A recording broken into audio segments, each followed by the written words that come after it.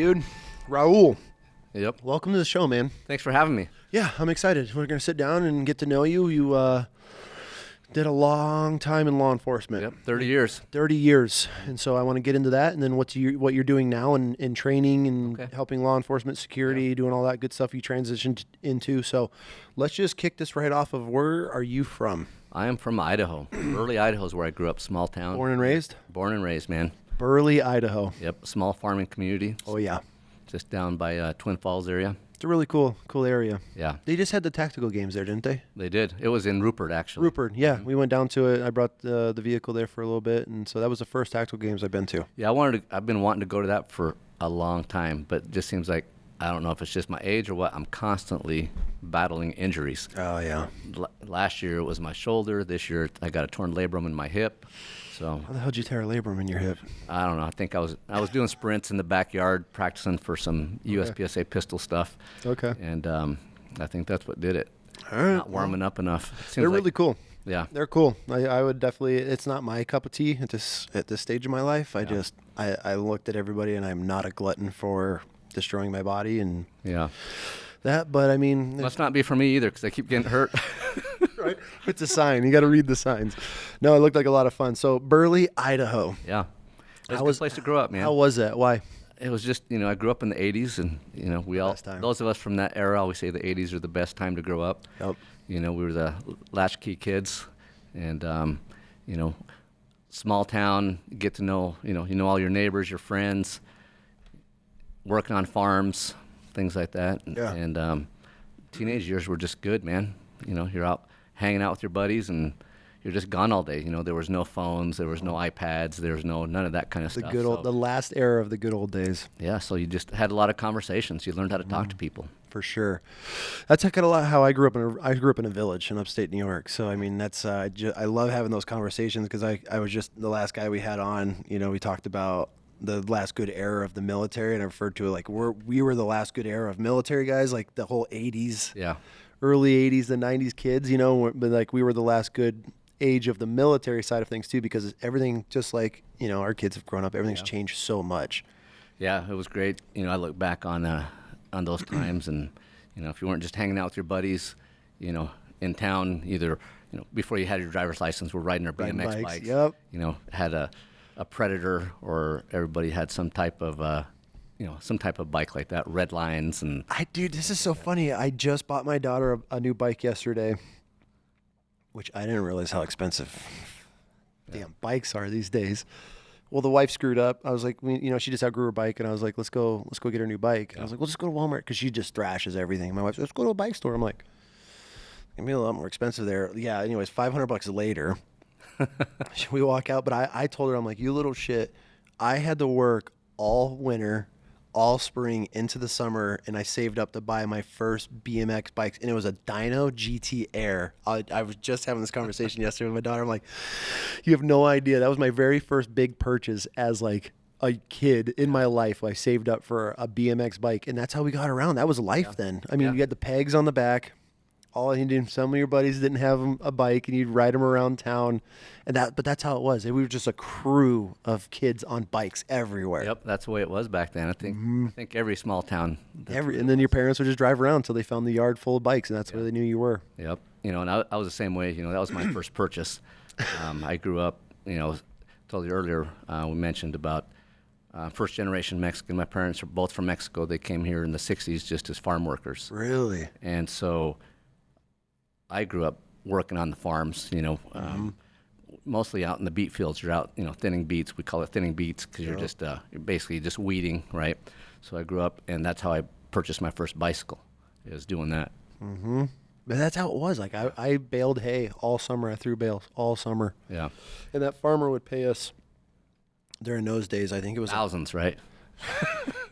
I look back at it now, like that son of a bitch got free labor. It was my best friend's dad at the time, and Yeah. he would give us $100 bill at the end of each day, or every other day. You'd get $100 bill, and that was the greatest thing. But I mean, it was the whole football team was out there. We were pushing round bales, throwing, stacking hay. We'd be in the lofts just stacking hay all all summer. But that's what you did, and that's how you earned everything. And I come from nothing. You know, my family, my dad worked his ass off. My mom was stay at home. But you know, so it wasn't like, oh, I need this, or I need a bike, or I need a snow. It was, you had to learn how to work for it. Yep. And so that's how. But that was such a good era. We learned so many lessons then. Because you were outdoors all the time. Yep, lived on the river. Just doing boy shit. Sitting home watching TV, something you did when it was too cold to go out. Even then, you know, I mean, yeah, exactly. You didn't even know what to watch because you didn't even know what was going on. And now it's, Right. I mean, God, how many streaming platforms do we have for everybody? But so Burley, Idaho, your parents came here in the 60s. You're a first generation Mexican American. Yeah. Which is pretty cool to be able to see that transition and then to grow what you've grown into now and then now have your own business. So after high school, I mean, so what was high school like in Burley? How many kids were in your class? Oh, I think graduating class, I think we had maybe 200, 250 people. Okay, that's maybe more than max. I thought. Yeah, I think it was about 200 people. That's still small. Mm-hmm. Yeah. Yeah, I think maybe we had 800 kids in the whole high school, like 9th grade through 12th grade. Yep. Those are the best communities. Yeah. I mean, It's good. I mean, the town had a lot of problems too. There's why is that? I think there was a lot of drugs, a lot of, that kind of. A lot of times when you go travel around Idaho, you'll see that, seems like, in some of these small towns. Oh, it's everywhere now, I feel like. You never fell into any of that? Never did. Your dad was on your ass, huh? Oh, I did not want to get caught by my dad doing anything wrong. I remember one time in 7th grade, I left, skipped one of my classes to go home and eat, came back, and I got caught coming back into the school. How'd you get caught? Principal, or vice principal. Really? Mr. Lamb, was Waiting for you, huh? He just saw me walking back in. Hey, where you come from? Why did you skip school? He's like, come in my office. He goes, we're going to call your dad. I'm like, no, please don't call my dad. Whatever you do, don't call my dad. I was begging practically on my knees. And he's like, okay, well, your choice is either call your dad or you pick one of the paddles on the wall. And behind his desk, he had probably 20 paddles. And what's funny is all these paddles were made by the students in shop class, and then they would give them to the principals. And did he whoop your ass with a paddle? well, I didn't want to call my dad, so I was like, I'll take a paddle. He had me bend over the desk, and I think I got 3 hits. Really? Yeah. And I walked out of there, tears coming down my eyes, but So worth it. It was better than calling my dad. So worth it. You know, like that's the difference between our generation and now. They'd have been like, I'll call my dad for you, or like, what's he gonna do? And then that was our only rule. Do not disrespect the family name, and if you get caught, you're done. And that's where it was life and death for my brother growing up. It was the same thing. Like getting caught was not an option. It was not an option because my dad worked for the town. Yeah. So all the cops would be we call it the town barn, where all the snow plows, all the equipment. So the cops would just hang out there. Yeah. So I got caught one time writing my name in the cement, in fresh cement. I think my dad had just laid it, and I knew he was working down there. And so as soon as the crew left, we went in and put all our names in it like idiots. That didn't go over very well. Yeah, in a small town, my mom and dad are pretty well known at the time. My dad was working as a police reserve, so a lot of people knew who he was that way. And then my mom was a registered nurse. And so... Yeah, then everybody knows in that town. You ain't getting away with shit. Yep. What's a what did you say your father was? My dad was a police reserve. So Police reserve. Kind of like a volunteer, non-paid. You're in full uniform with full police powers. So they give you have to go through some type of training. Okay. After X number of hours of training, then you can go out, and a lot of times you're riding along, basically riding shotgun a lot of times. Okay, so he's not out just doing it by himself. Yeah, they did both. I think the way they have it, as far as I know today, they have like what they call level 1 reserve, level 2 reserve. Okay. And I believe like a level 2 has to be with another full-time officer, and level 1 just basically means he's got more training, and then they can go out on their own. So as a level 2 reserve police officer, is your dad putting his life on the line for no pay, or is this like Pretty much. Really? I mean, they're taking, they're still taking calls for service, making traffic stops, all the same things that full-time police officers do. Is this a thing to this day? I mean, I know they have volunteer firefighters and stuff, but these guys are volunteering to be a cop and not getting paid and doing that work. That's fascinating. Yeah, and I think depending on where, there's certain states, I believe that they do get paid, or minimal amount of money. Some don't get paid. I know here in Idaho, certain agencies have police reserves. I think over in Cassia County, I believe, has a reserve program, and some of the other small towns. That's interesting. That's a Yeah, there was. I know a few years ago there was a Oregon officer that responded to a fire, and ended up the guy who started the fire at a home.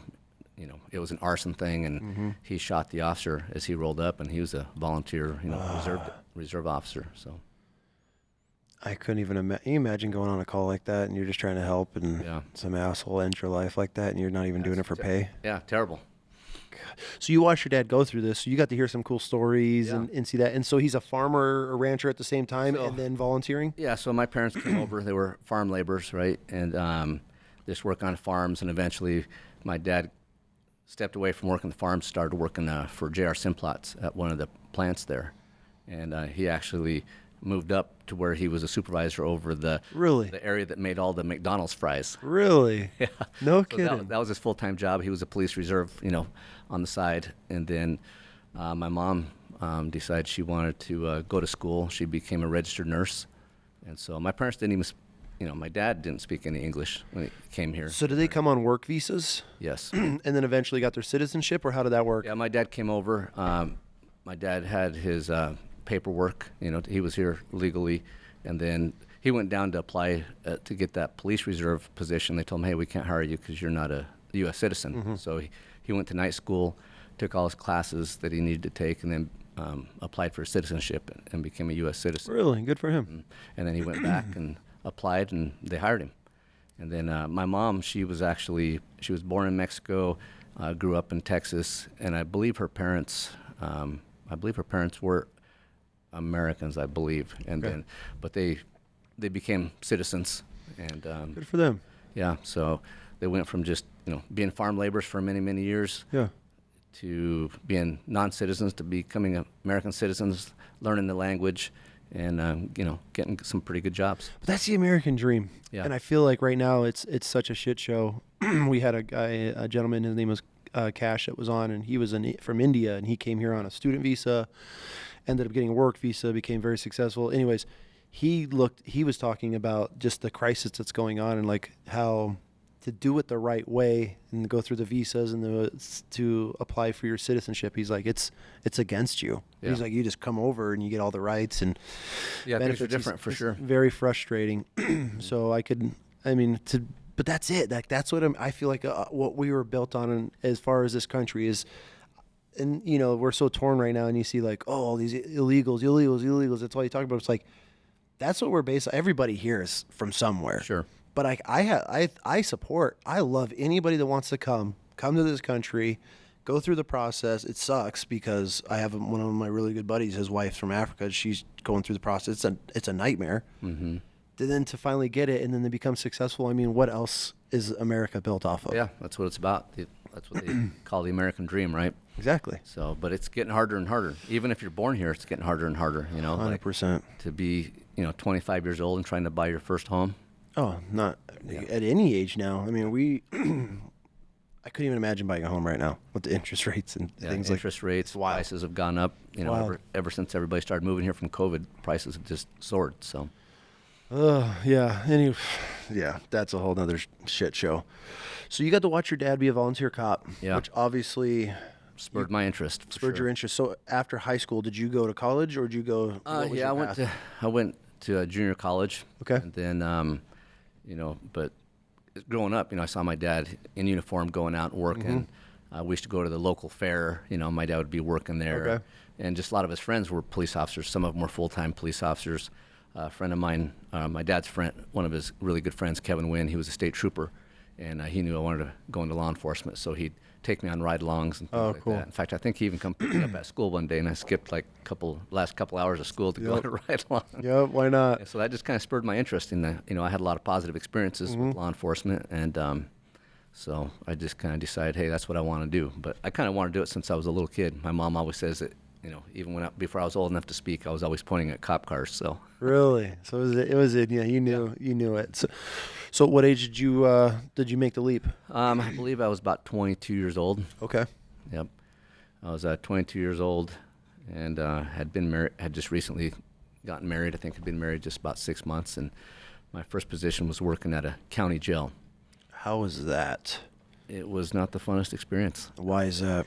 Well, at the time, the jail I was working for was it was one of the old jails that had, you know, the traditional bars and the gray concrete, you know, cinder Very blocks outdated. around. Yeah. So we'd walk up and down these catwalks, you know, doing checks on everybody. And some of these cells were, you know, for like 14 people. We'd have 20 plus people in these cells. Really? And so there was a lot of fights, and it just seemed like it was really hostile. Of course, that was me early on, you know, with not a lot of experience, with going, whoa, this is kind of crazy, you know. And I only did that for a short time. What's a short time? Like 6 months. Did you ever have shit thrown at you? I have a buddy that No. just recently had shit thrown on him. No, He's a no. correctional officer. Yeah. Okay. I had to ask because he called me and he was just like, bro, I just had some dude throw shit on me. I was like, I don't know what to do with my life right now. Yeah, that would not be good. Yeah. Yeah. So nothing crazy, just a lot of fights. Just yeah, a lot of you know, verbal, you know, people yelling at you. Oh, that for kind of sure. stuff. And Where was this prison at? it was a county jail. Oh, county jail. Pocatello. Oh, Bannock- okay. Bannock County. Okay. Jail. And I was working. I had one of my high school buddies I went to high school with. He gives me a call one day. He's like, "Hey," he goes, "I work for Heyburn PD, which is down by Burley, small little town. I think they have like, you know, 3,000-4,000 people." Mm-hmm. And he's like, "Hey," he goes, "we're looking for a Spanish-speaking officer." He's like, "Why don't you come leave the jail and come work patrol?" He's like, "It's way more fun." You're like, I'm out. I was like, "I'm out of here." So I went down and applied, went through my interviews and Mm-hmm. testing, all that kind of stuff, and they hired me. And they were really looking for, you know, somebody who could speak Spanish specifically, because they had a lot of Spanish people down there. They go to, you know, domestic disputes, calls for sure. service, and they're like, "Hey, we need somebody who can speak the language," because they didn't have anybody at the time. So did that for a few years. How'd that go? It was good. It was a good place to work. Being that close to town where you grew up, I mean, did you ever run into any? Yeah, that's one of the things I did not like about that. How often does that happen? Do you run into people that you went to school with or knew their parents or anything like that? Yeah, it was fairly often. I would say it was Really? a weekly event. And then some people that I didn't even know, and they're like, "Hey, we know your parents," you know. Oh, yeah, I can see kind of that. stuff. And there was a lot of one of the things I didn't like about working. You know, I went from there to work for Cassia County, which was our neighboring agency. Okay. And they were, you know, a lot bigger. They were probably, I don't know, a 40-man department.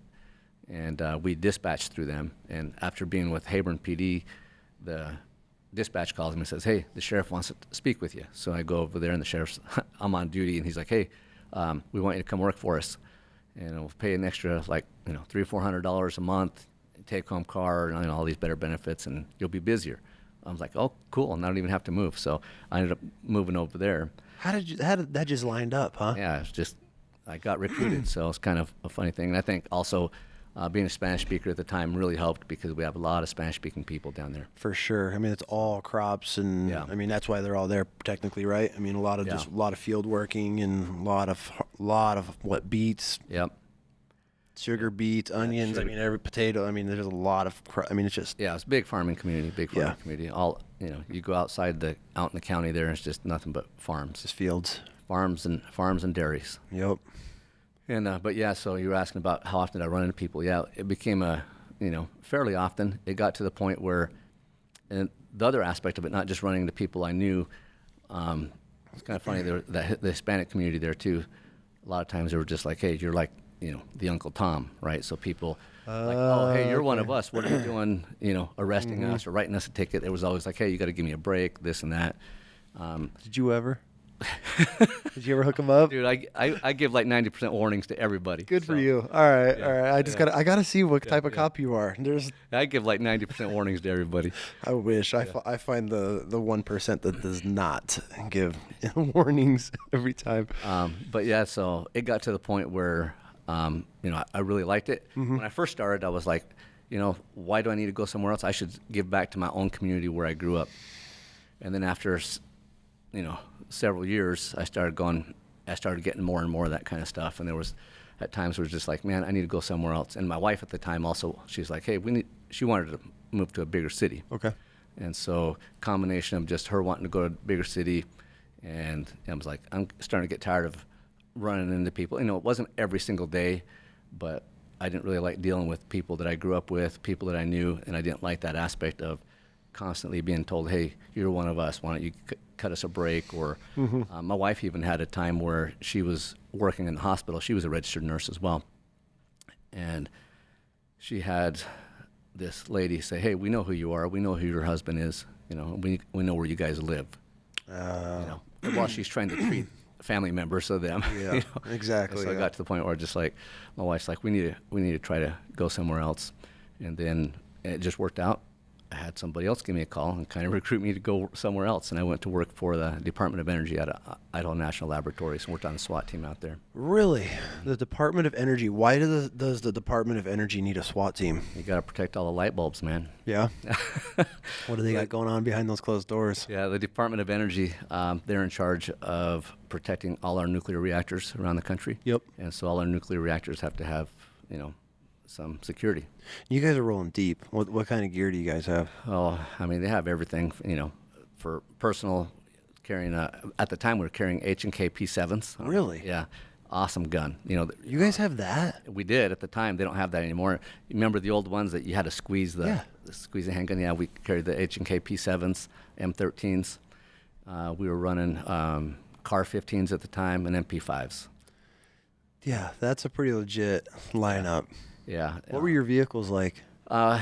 We ran Tahoes, and then we had some armored vehicles. Yeah. It was kind of before the Bearcats, but we were running armored vehicles as well.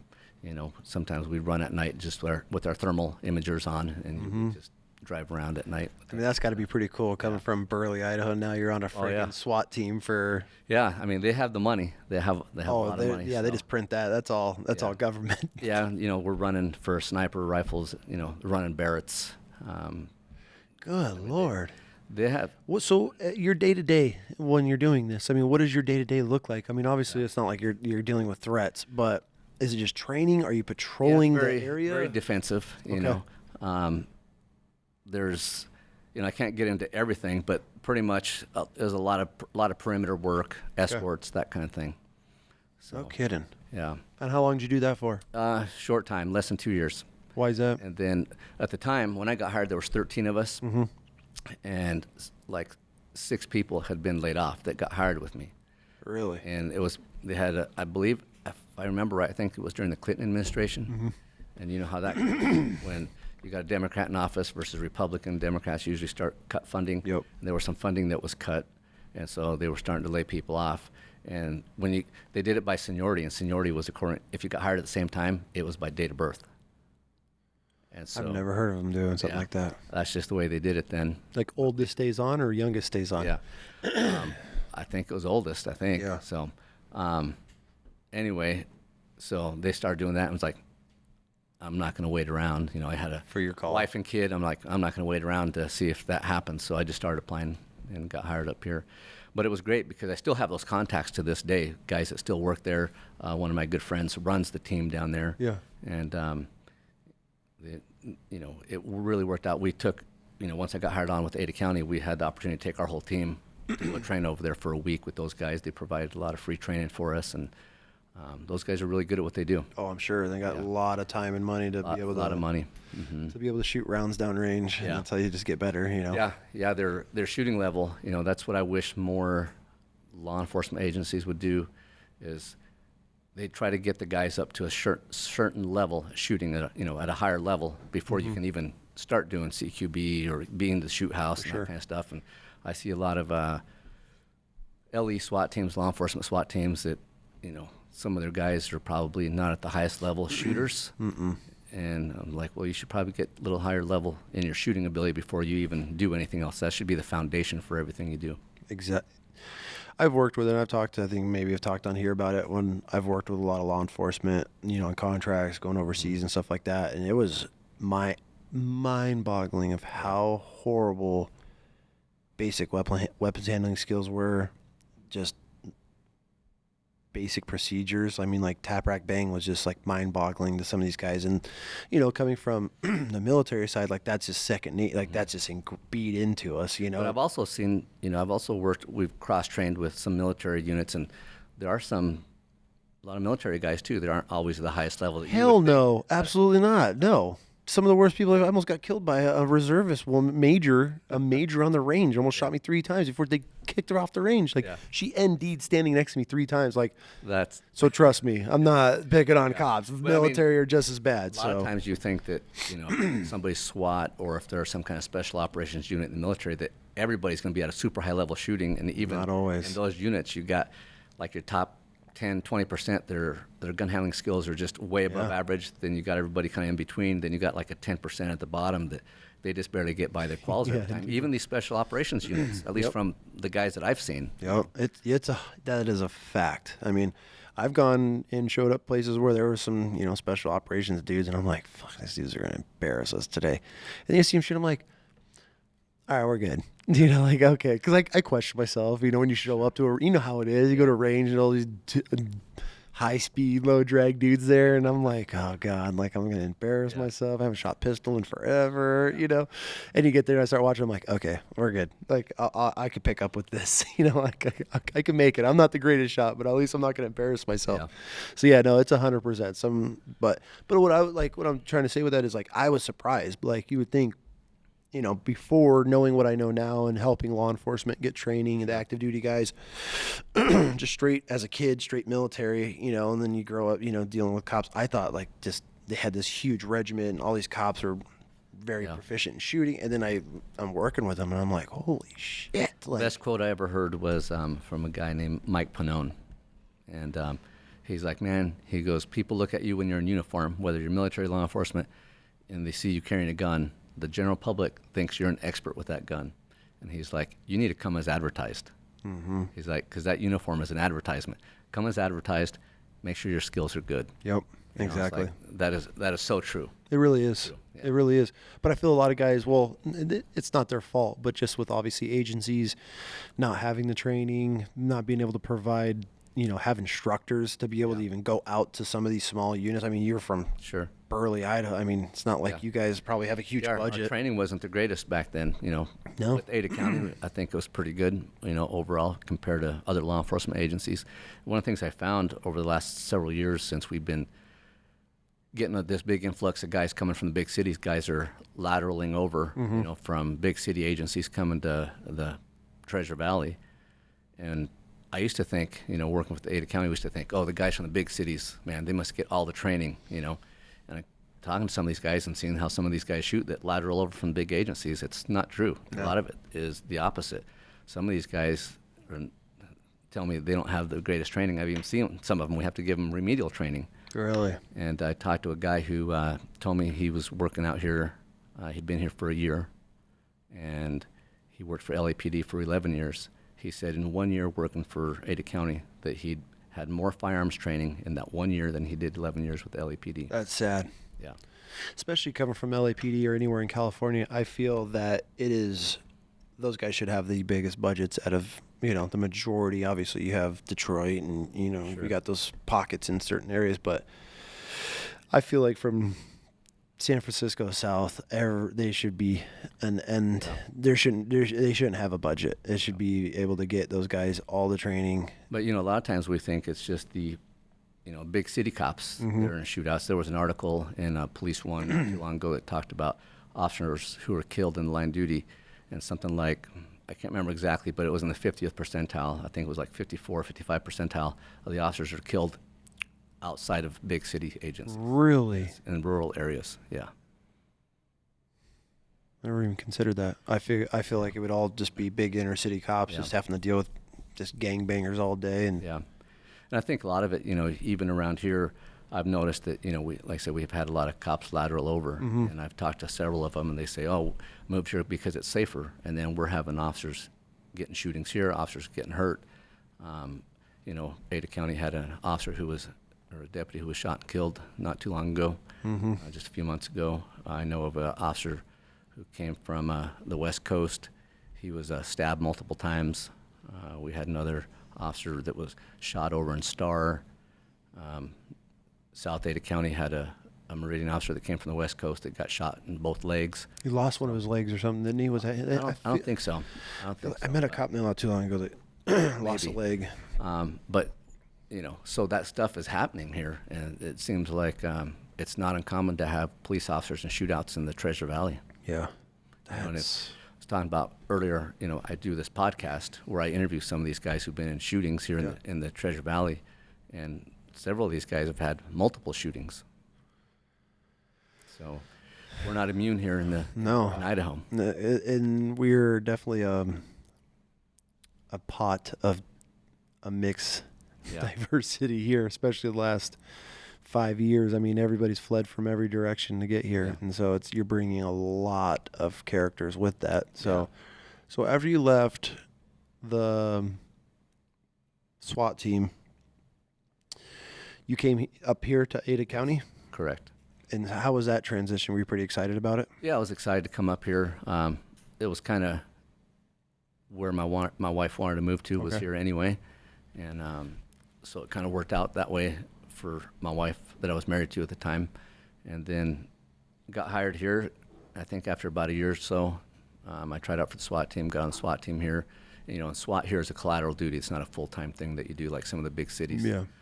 So you work patrol full-time, carry your SWAT gear in your trunk of your car, and then like every other week, the guys are in training, and then you're on call all the time. So you're just a QRF. So how you guys operate? Are you all going to a location point and meeting up, or when you get a call, you're all just going straight to the call because since all your gear is in your car? How does that work? Yeah, usually if you're already on duty, right, you're just going to respond to the call and try to deal with it with the guys that are available. With be a combination of regular patrol guys with some of the guys who have the SWAT training background. And they usually give it a certain amount of time. Hey, if the guy won't come out, if it's maybe a barricade subject or something like that, or a hostage deal, they'll try to work it out. And then if that's not working, then they call it SWAT. So. And then when you get the call, obviously by that point, you're like, all right, here we go. Yeah. So what's it like getting the call and knowing that, like, okay, you just got a call? They called SWAT, not just a normal everyday duty call. Is it kind of nerve-wracking? Because obviously there's boots on the ground already, so they kind of have somewhat of a layout of the situation, so you're not just rolling in blind. But for let's say a barricade, how do you deal with somebody that's barricaded themselves and they're just like, "Fuck the police, I'm not coming out"? Like, what do you do at that point? Are you tear gassing, sending dogs in? Like, what's your tactic to get somebody out of a barricaded house? Well, typically what they like to do is, right, we get everybody there. We might get armored vehicles there, maybe a Bearcat, and it's kind of surround the place, kind of show of force. Okay. We usually try to negotiate with the guy either, by bullhorn, or they've thrown a phone in there to try to talk to the guy, or to try to talk to him on cell phone. If that doesn't work, typically they'll use some type of tear gas, shoot gas into the house, and try to get him out that way. And not only we have robots with cameras, we have drones, that kind of thing. So Ada County's pretty up to date on all the gear, or I think for the most part? Yeah. What's funny, you asked me about what it was like when I came over from the Department of Energy. I worked for a Department of Energy where we had a lot of money. They had millions and millions of dollars to fund the department. And then when I came to Ada County in like 2001, I think I got on the SWAT team, and like we were handed mini 14s and a load-bearing vest. Right? And you just take a step back and just like, I feel like I just stepped back like 20 years, And but since then, every year the SWAT team has gotten better and better to the point where I believe the Ada County SWAT team is probably one of the best SWAT teams in the Northwest. Really? Because they're funded so well, and they train fairly often. So that's good. That's what you want to hear, But I've been off for, I've been retired for 3 years, so I know things have changed quite a bit. Oh, for sure. I've talked to, I keep in touch with a lot of the guys, and it sounds like they still train quite a bit. So SWAT, very curious about SWAT, because I just feel like, with all the movies and everything, it's like such like a cool position to eventually like to be in, So it's like every day you're just out on patrol. Yep. Normal, and you get it. So you're pretty much a QRF for the backup for the guys that that obviously aren't SWAT shootouts. How does a shootout go down? You spent a lifetime in there. You've had to have there's got to be some crazy incidences with it. Getting into one, what the fuck goes through your mind knowing? Well, I've been shot at, I've been shooting, and it's always different, right? Oh, for sure. My my experiences, I guess, are pretty small. It's not like I have, all this experience. Not like I was in shootouts. Yeah. Just a couple incidents. I had one where, at least while I was working here, I actually left patrol to go work on our federal gang task force, and I had a deal where I was actually off duty and heading to the gym to go work out at the academy, and I had my radio on. I heard an armed robbery going down, and I'm going down U-Stick. I was going approaching Meridian Road, so I was going eastbound, and they put out a description of the vehicle. I come up to a stop sign, and I see what I think is the vehicle. We're facing each other, so I'm facing east, they're facing west. Are you in a marked car, or are you unmarked car? Okay. I was driving an old Pontiac G6 at the time. And at the time when I was on this task force, we would go down and rent vehicles from rental places so that we could do surveillance and that kind of stuff. And every week or every day, you could change out vehicles if you got burned on your surveillance. Okay. But anyway, so I see this car, so I flip a U-turn, and I get on the radio. I'm like, hey, can you confirm description of the vehicle, license plates, so forth? And this guy gets on, and he's talking, giving me a description, but he's giving me way too much information, right? I just wanted, make a car, color a car, right? This guy's telling me, I think, what kind of tires they had, the trimming, probably telling me their hair tread. color, and all this stuff, and just things I didn't need to know. And so I ended up, these guys make a turn into a gas station there. I think it was a Fast Eddie's there by Settlers Park. Yeah. And the Fast Eddie's hadn't even been built yet, but they had the pavement down. They were getting ready to build. These guys turn in there. I turn in behind them, and they're exiting as I'm entering. And I always tell people, it was kind of like a movie almost, We kind of look at each other. Did they know that you were following them? I think they did by that time. Okay. Because they saw me flip a U-turn, and then I turned in there. And so we make eye contact. I made eye contact with the driver, and they just kind of look at me. And I flip another U-turn and get right behind them, and they're stopped for just a couple of seconds before they turn back out onto the road. And they just gun it, take off. So they know. I'm behind them, and all of a sudden I hear a go. Something almost sounded like something hit the floorboard, like when you're driving down the road, a gravel road, and like a big rock flips up and hits the floorboard, and you can almost feel the pressure on your foot. Right? So I kind of looked down like this, and I was like, what was that? And then as I look up, everything kind of went into slow motion for just a couple of seconds. And then I realized they're shooting at me because I could see a bullet coming towards me in slow motion. Oh, shit. You get that, some of the visual distortions and things like that happen. And then, so I'm chasing them, and they continue to fire at me as I'm driving down the road. What were they shooting at you with? I believe it was a 40 Glock. Okay. And so I'm chasing them, and pretty soon we're doing, 110 going down U-Stick. This is like at 10:30 at night. And they going through stop signs, and in my mind I'm just going, please don't crash into somebody. That's what was going through my mind at the time, more so than even the gunfire. And I just hey, I'm going to keep chasing these guys. Initially, what I thought when I heard the call go out, I was like, well, if this is a car, I'm just going to, keep following it, and I'm going to put it out over the air.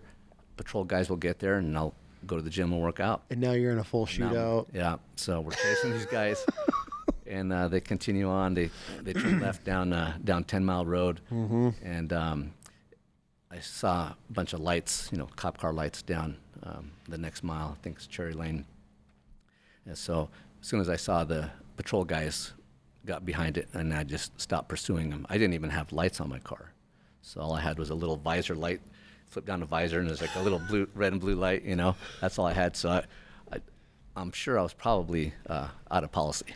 Did you have your gear and gun and everything, or are you just going to the gym? Well, what's funny is I was, typically I would get home like at 3 a.m. when I was working on the gang unit. And I got home early because I had gone in early that day. So I got home, and because I'd always work nights, I'd always put my kids and everybody to bed, and then I'd usually go to the gym.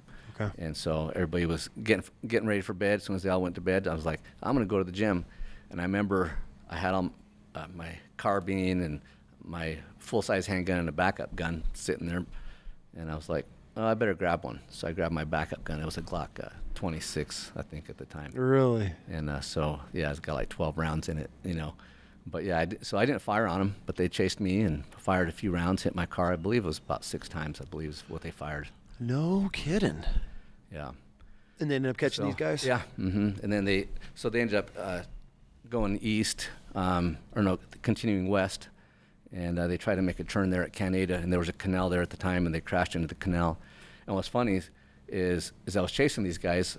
We had those Nextel walkie-talkie phones, right? The ones that used to make the noise? Yeah. Yeah. And so I'm calling the guys. Our office was over there off of Garrity Boulevard at the time. So I'm calling my friends. Called my friend Scott Mace, who was our FBI supervisor at the time, because it was a task force put together by them.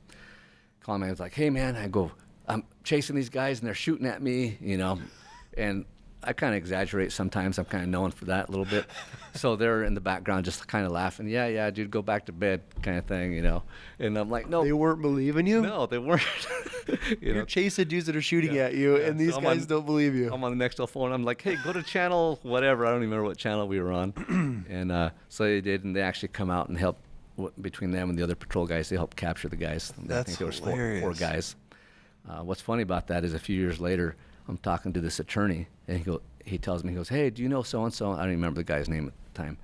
And he's like, this guy says that he wants to apologize to you. I go, for what? He's like, he says he wants to apologize to you for shooting at you. He goes, he was the guy who shot at you during that pursuit. Did you let him apologize? He just, it was through. Oh, yeah. Okay. By word of mouth. I didn't go out to the prison or anything, Okay. but he was in prison. So this attorney went out to do some pro bono work or something out there. And he ended up meeting this guy, and he's like, hey, if you ever run into this Garcia cop, he goes, let him know, sorry. He goes, I didn't realize he was a cop. Yeah, I don't know. They just thought you were some civilian chasing them, and they were just trying to get you to piss off, is what they... So I had my goatee, I was on the gang unit, maybe 1,000 other gangbanger or something. No kidding. But he apologized, like, cool, man, whatever. Like, hey, that's what bad guys do. Cops do what they do, and bad guys do what they do, Exactly. And it's just the age-old cat and mouse, you know. I had somebody explain it to me once. It's just, it's like these guys, that's their life, especially on the gang side or the narcotic side of things. They're like, it's just this game of cat and mouse. It's the life that they chose and the life they live, and this is the life that I chose and get to live. And they're like, it's this cat and mouse, and there's a kind of a weird, not respect, but like, hey, when you got caught, like it's your job to run your life, but to obviously without getting caught. So it's like this game of back and forth. And how you explained it was actually fascinating to me. Like, he's just like, it's like, I'm just here to do my job, and they're doing that's their job, even though it's not legal. He's like, that's their life, and that's all they know. And he's like, and they know that's our job, and we have this love-hate relationship. And every now and then I'd get people ask me, why do these guys think they can get away with it? Why did they do this? Why did they do that? And it's like, he's the bad guy today. When you're a kid, one of you is the cops and the other one plays the robber. And I go, it's the same thing. I go put on my uniform and go out and do what cops do. They roll out of bed about noon and go out and do what bad guys do. And it's just, I don't really try to psychoanalyze it more than that. So It's just pretty simple. So what was the gang task force like? Especially here in Idaho, because you think of Idaho doesn't, right? We don't deal with. We have quite a few gangs in the valley. I worked on what they call a federal gang task force. Basically, the FBI comes in and they say, hey, we want to put together a task force. Their offices don't have a lot of guys, so they bring in a task force of guys from all the different agencies in the valley. Okay. And then we work out of one office, and then we would just work gang-related, cases. At the time, what we did, we were more of almost like a fugitive apprehension team almost, because that's kind of what we did. We served a lot of warrants, and then if there was a major incident like a shooting, Caldwell, Nampa, Boise, we would either call and offer our extra help just to have extra bodies there, or they would call us and we would show up and either help with evidence, or we would help with going out and apprehending somebody or doing surveillance, trying to locate the person. And so we weren't the typical detectives that are sitting at an office, interviewing people. You're in the There's field. a lot of street crimes type stuff, yeah. What was what's an average day in the life of a gang task force? I mean, are you just watching and putting together cases? Like, what's the main goal for you? Are you chasing these dudes down? Yeah. Well, we would come to work typically. We would have I think we had like a fax machine there where our boss would go over and like, hey, this agency just faxed this over. They got a warrant for this guy for doing a drive-by shooting. You guys go look for him. And so we would go look for individuals, or we were supposed to be trying to create our own cases, like having confidential informants to give us information so we could get a case on, on some other gang member or somebody who committed a violent crime. So it was called the Gang and Violent Crimes Task Force. Okay. We had the sheriff, Karen Donahue. He's the current sheriff in Cassia County now. He was on our unit at the time as a regular detective. But man, that guy had so many cases. It was almost kind of difficult to have your own cases because I would say like 89% of the time we would come to work and he's like, hey, I got a CI that says he can buy some dope or buy some guns. And so we were constantly working his cases, and it made it hard for the rest of us to have our own cases. But we were still working and putting bad guys in jail. Okay. Right? So we would set up a lot of illegal gun buys, drug buys, in parking lots, hotels. What's an illegal gun buy? Some stolen guns. Okay. Like somebody steals a gun, and somebody's either offering to sell it, or you're asking, hey, can I buy a gun? Can you get me one? That kind of thing. So we had FBI was the command and control of it at the time, and then we had 2 guys from the ATF, Boise, Cassia County, although we had basically 1 guy, 2 guys from each agency. So. All come together. Yeah. I didn't know that. I thought they were just all from the same department or unit. Mm-hmm. And then there's drug task forces. There's a lot of different types of task forces in the valley. What gangs do we have here? We have norteños, sordeños, a lot of Hispanic gangs. Okay. We have some 18th streeters. We have some local ones called, like West Side Lomas, that kind of stuff. But primarily we would do most of our work in Cassia County, and that's where the majority of our work was, because that's where most of the gangbangers are. Boise has some problems with it, but I found that at least the cases that we would work, it would spill over from Boise. Like sometimes they would have, some kind of rap concert. A lot of the guys would come over. Oh, okay. And Nampa, if I remember right, actually it's been a while. I think it was back in 2005, 2006 when I was on the gang unit. I was on there for 2 years, and I remember hearing one of the Nampa guys say something like they had something like, I think about 600 documented gang members in the city. And then Caldwell had something like 400 gang members documented in their city. In Caldwell, back then, huh? Yeah. Mm-hmm. Has it gotten worse? I'm not sure. It seems like watching the news and talking to some of the guys, it seemed like a lot of people went to prison for a while and things kind of started to level off. Mm-hmm. And then from, like I say, just talking to people, it seems like it's kind of starting to go back up again. Have you seen, what was it like starting such an early age and then to retirement? What was the difference in just the atmosphere? Was it fun all the way through? I feel like you talk to some cops who retire and they're like, oh God, everything changed so much. And did you get out there just the right time? I mean, you said 3 years you've been out now? Yeah. Mm-hmm. So, I mean, that's pretty recent. Yeah. I was ready to be done. Were you? Yeah. Why is that? I would say 3 to 5 years, probably 5 years out, man. I was ready. Yeah, especially 3 years before, I was burnt out. I got to the point where I'd put on my uniform to go to work. Yeah. Instant heartburn, just like that. Really? Mm-hmm. You knew it was time? And I just got so tired of listening to family fights, listening to adults act like children. You get a husband or ex-husband and wife, fighting over custody, fighting over whatever their arrangements are from their divorce or from their protection orders, and just people just going after each other just because they wanted to, trying to make each other's life miserable. I'm just like, man, you guys are 40 years old and you act like you're 10, And I just got so tired of hearing everybody's personal drama. I'm just like, I don't even want to hear it anymore. I can imagine that wearing on you after time. I mean, I've had a couple of law enforcement on. I don't know how I could never be a cop because I just couldn't deal with people's bullshit every day. Like going into domestic disturbances and it's just some drunk asshole you've probably known by first name because you're out there every single week. Yeah, there's certain people there. They're the same ones over and over. You have like your frequent flyer list. You get an address and you're like, you already know who it is. You know if they're gonna fight or not, and if it's gonna be easy or what mindset that they're in. Yep. That's fascinating. Like, how do we fix those type of people? I mean, is there ever a solution to your frequent flyers, or is that's just who that person is and how they're wired? I don't know. I don't know I think you're either I guess, a productive citizen, or you're not. A you know? liability or an asset. There are people, and I think that's what made it hard sometimes is, you go into this job because a lot of different reasons, right? Especially when I was a young cop. I'm just like, I want to chase bad guys. I want to drive fast and, chase people. That's what I wanted to do. But there is the aspect of, right, you're wanting to help people, especially when you go. There's certain people that, man, your heart just goes out to them that are true victims. But the majority of people I felt like we deal with a lot of times are just a bunch of whiners. Yeah. But then there's people out there that are true victims, and, your heart breaks for them because of the things that they're going through. Everything from, divorces, deaths, all that kind of stuff. How was that? And speaking of deaths, how was it dealing with the death on the department? So you were married, and you said your previous wife, correct? Yeah. How long were you in it before you got married to your second one? Or third one or fourth? I don't know. Your cops, I feel like, have several wives.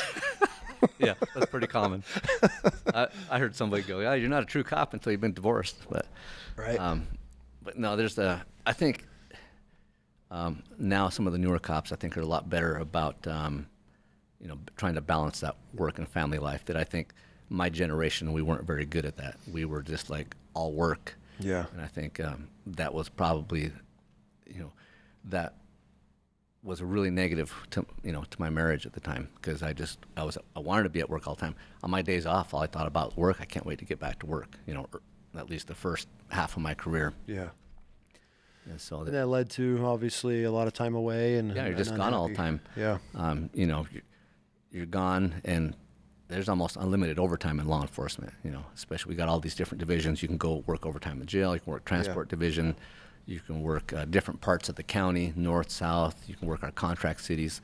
So there's constant something to always do. Yeah. So guys are always volunteering for this overtime, and you're just gone from home all the time. And it didn't help. In like 2000. I think it was like 2005, I volunteered. I guess I applied for a State Department contract, took off to Pakistan, worked for the State Department for a program called the ATA, Anti-Terrorism Assistance Program, and then I was gone for about 4.5 months. So again, I was gone. Don't skip over that. And then went over to, I did it again over in Amman, Jordan. What were you doing? What was this program called? Anti-Terrorism Assistance Programs through the State Department. So what were you doing in training people. So basically doing SWAT stuff over there. So what the State Department does is they bring in, like, they call them their anti-terrorist teams. They're kind of like a federal law enforcement, I guess. And they're kind of like in between regular police and their military kind of. And I think they kind of mix in with their military guys. But they send us over there. There's me, and I think there's like 5 of us over in Pakistan. We were just about 11 miles outside of Islamabad. You were in Pakistan? Yeah. What year was this? In like 2005, I believe. 2005. Interesting. Something like that. How was that?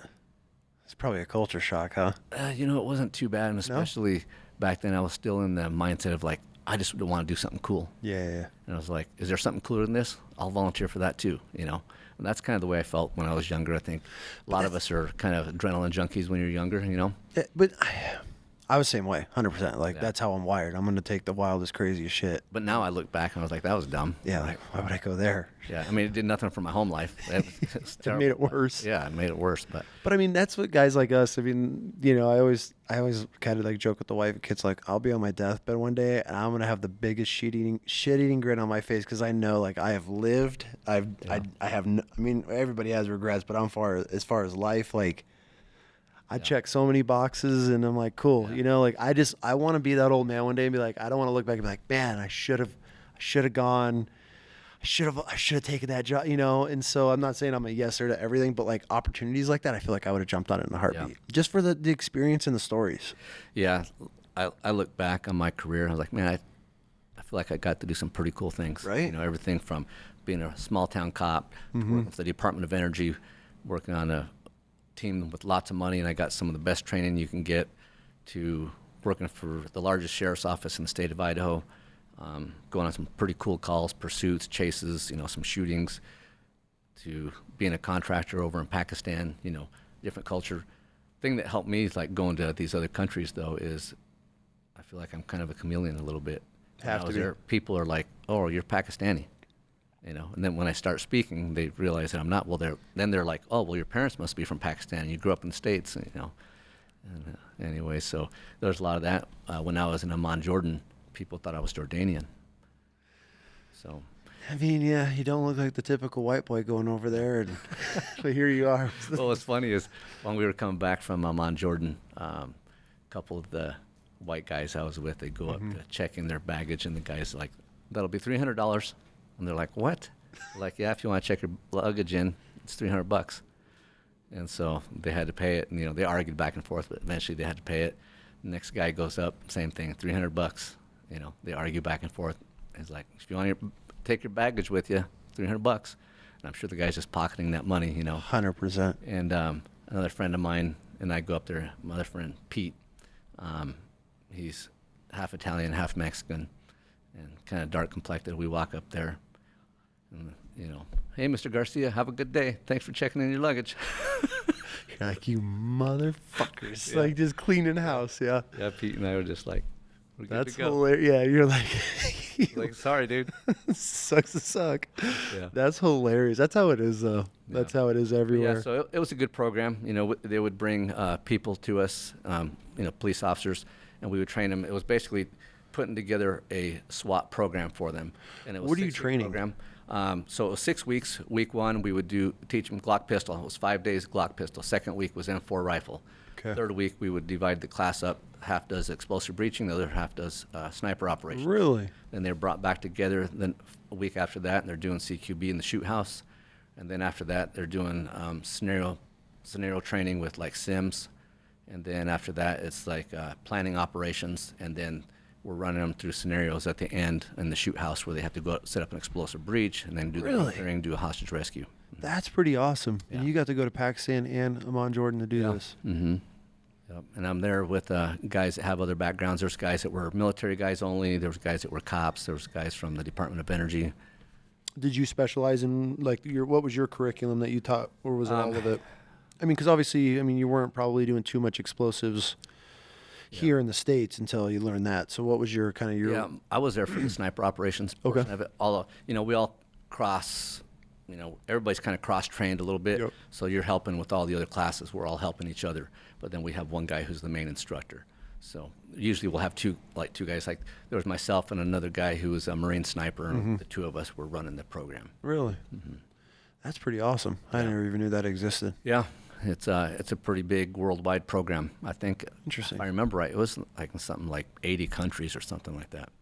That help, or do you guys go and train? This program, the ATA program, Really? yeah, it's in a lot of different countries. I've never even knew that existed. Yeah. A friend of mine did that for like 9 years, and he did everything from PSD on the car's eye detail to doing the ATA program where they're teaching. And I think he was in like about 32 different countries. That's a hell of a gig. Yeah. That wouldn't suck at all. So once you got done with that, and you came back from Amman, would you jump back onto the department, or how did that work? Yeah, so I say first I went to Pakistan, did that 1 year, and then I think the year after that, went to Amman, Jordan, both for about 4.5 months, come back, and I went straight back to patrol. When I went to Pakistan, I left. I was on the gang unit when I left, and when I come back, they put me straight back on patrol because they needed to get that position filled. So Is that there was only one guy that was on that from our department. There was only one guy on that unit, so they wanted to fill it. So would you have rather gone back to the gang task force, or what did you prefer? At the time, yes, but after I left the gang unit, it changed the way they operate. How so? Instead of doing street crime stuff like we were doing, they were doing like long-term investigations where they're trying to do RICO investigations where, they work on one case for a year or two and then arrest like 10 people. Really? Yeah, that kind of stuff. And I feel like that's not that much fun. Yeah, being detective for me, the traditional detective just wasn't me. Not your thing. The thing I liked about working patrol is I go, I take a call for service, write up a report, and then it's turned over to detectives, and I'm done with it, and I'm on to the next one. Mm-hmm. That's it was more my thing. I can see that for sure. Yeah, so that's what's good about law enforcement, especially an agency that's as big as ours, is you can when you get hired on, you kind of figure out what your career path, what you want it to be, and that's typically when you have a collateral duty. So for me, I wanted to work on SWAT, and So I was a firearms instructor in SWAT. So that's kind of was my specialty outside of regular patrol. And so that's what I spent most of my time doing. Just instructing. Yeah, a lot of instructing. And then, like I say, every other Thursday, our SWAT team was training for like 8 hours a day. And then we're on call. And so. Did you ever get any SWAT shootouts? Oh, one time, yeah. Yeah? How'd that go? Well, none of us got hurt. So that was a good thing. Bad guy was killed. We had an incident. Well, I'll start from before our incident. About 3 months prior to this shooting, Boise City SWAT was on a call. They were looking for a fugitive who had, I think, shot multiple people at a party in Meridian. And then this guy was on the run for 2 or 3 days. During that time, he carjacked like a 70-year-old lady. And everybody in the valley was looking for this guy. There was an off-duty detective, I believe, that pulled up the stoplight and happens to look over, and guy's in the car next to him, so he calls it in. Officers get there, they have a little chase, and the guy ends up going into the neighborhood. They lock down the neighborhood, and the guy takes off on foot, and so they lock down the neighborhood, and they call out SWAT. They just start doing a yard-to-yard search. Yeah. When they get to that last house, one of the officers is they go up to this driveway, and at the driveway at the end of the driveway next to the house, there's a gate leading into the backyard, and there was 2 garbage cans that were up against the gate. And one of the officers reached over to unlock the gate, and he reached over the garbage cans. Bad guy was a little small guy, and he was hunkered down behind one of the trash cans, and he started shooting. And he shot, I believe there's 2 Boise City officers that were shot, and the bad guy was shot and killed. And a canine was killed as well. No kidding. Yeah. And so, my current wife, she was doing a ride along with me that day. I was on regular patrol.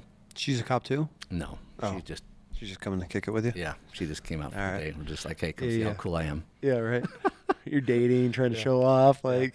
I'm like, hey, I'm pretty cool, honey. Come check me out. Yeah. She was riding with you that day? Yeah. She was just riding shotgun, just to kind of to observe, to see what was going on. You're what? Yeah. So you're dating at the time, right? Or were you married? I honestly don't remember. I think we might have just been recently married. You bring your wife on you just to ride along just for fun, and you end up in a full SWAT. Yeah, so we end up heading that way. We were coming down Bogus Space and had gone up there to write a vandalism report. Okay. So we're on our way back down, and Sergeant says, hey, Boise City's got 2 officers down. You need to get down there right away. And he was trying to get all the on-duty SWAT guys down there. And so couldn't get my mapping system on my computer to work, so I told my wife, hey, you're going to put the address into your phone. And so she's on her phone, she's navigating for me. Hey, you're going to be turning left here, you're going to turn right here. So I'm on the gas, on the brakes, on the gas, on the brakes.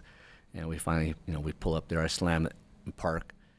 Got some smoke coming from the brakes. I grabbed my SWAT gear and go running up there. But it was pretty much done by the time I got there, so I helped with what I could. And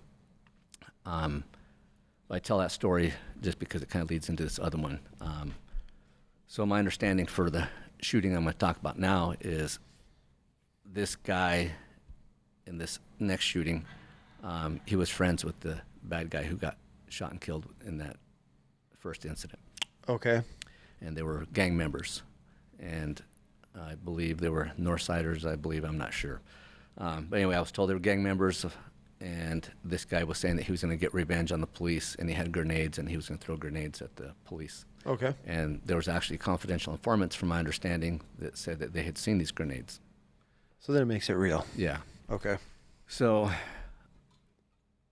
patrol was told, hey, this guy's going to show up to a house in South Ada County in Cuna, and he's going to supposedly supposed to pick up some couple pounds of meth.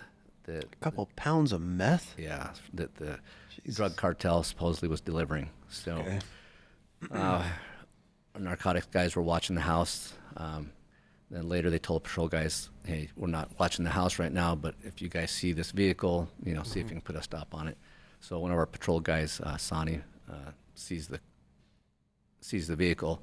He goes to make a traffic stop on it. The car stops and then takes off again and fires 10 shots out the window at the deputy. Guy pulls into a subdivision. I think there was like 3 entrances into the subdivision. So by then, right, he's putting out shots fired. So then everybody's coming, right? So other deputies get there and they lock down the subdivision is in, a perimeter. Yeah. They got the perimeter, then SWAT gets called out. We get called out 3 or 4 o'clock in the morning. And we're told, hey, it's locked down. The guy hasn't come out of there. At least the vehicle hasn't come out. So we get in our Bearcat armored vehicle. We're driving around the area trying to find the vehicle. We locate the vehicle, and we roll up, open up the little shooting ports, and we shoot bean bags through there, break all the windows out of his vehicle. There was nobody in there. So then we changed gears, and we started doing yard-to-yard search. And so we had guys on the right side of the roadway, left side of the roadway. We're searching the front, searching the backyards, knocking on doors because it was wintertime, really cold. And so one of our concerns was we hoped that this guy didn't go into a house and take people hostage. Yeah. And so this went on for about 4 hours. So you're like 2, 3 o'clock in the morning, and you're knocking on people's doors at this point? Yeah, I think it was about 4 o'clock when we got called out. No kidding. Okay, But so it's sunrise. I mean, Yeah. Yeah, and there's a lot of people, as we were talking to people were like, oh, yeah, everybody's heard the sirens. And so a lot of people, already up. People getting ready for work, things Yeah. like that. And then I believe even the news had come out after an hour or so. The news showed up, and a lot of stuff was live on TV. Oh, God. And then it always throws a Yeah. wrench into everything. Yeah. So we're doing this yard-to-yard search, knocking on doors. I say after about, I believe it was close to 4 hours, we get to a certain part of the subdivision where somebody says, there's fresh snow. It snowed the night before, so they look in the backyard, and they go, we can see footprints through the fresh snow going across the backyard, over a fence, next backyard, and then they were leading up to a house, to the back door of a house.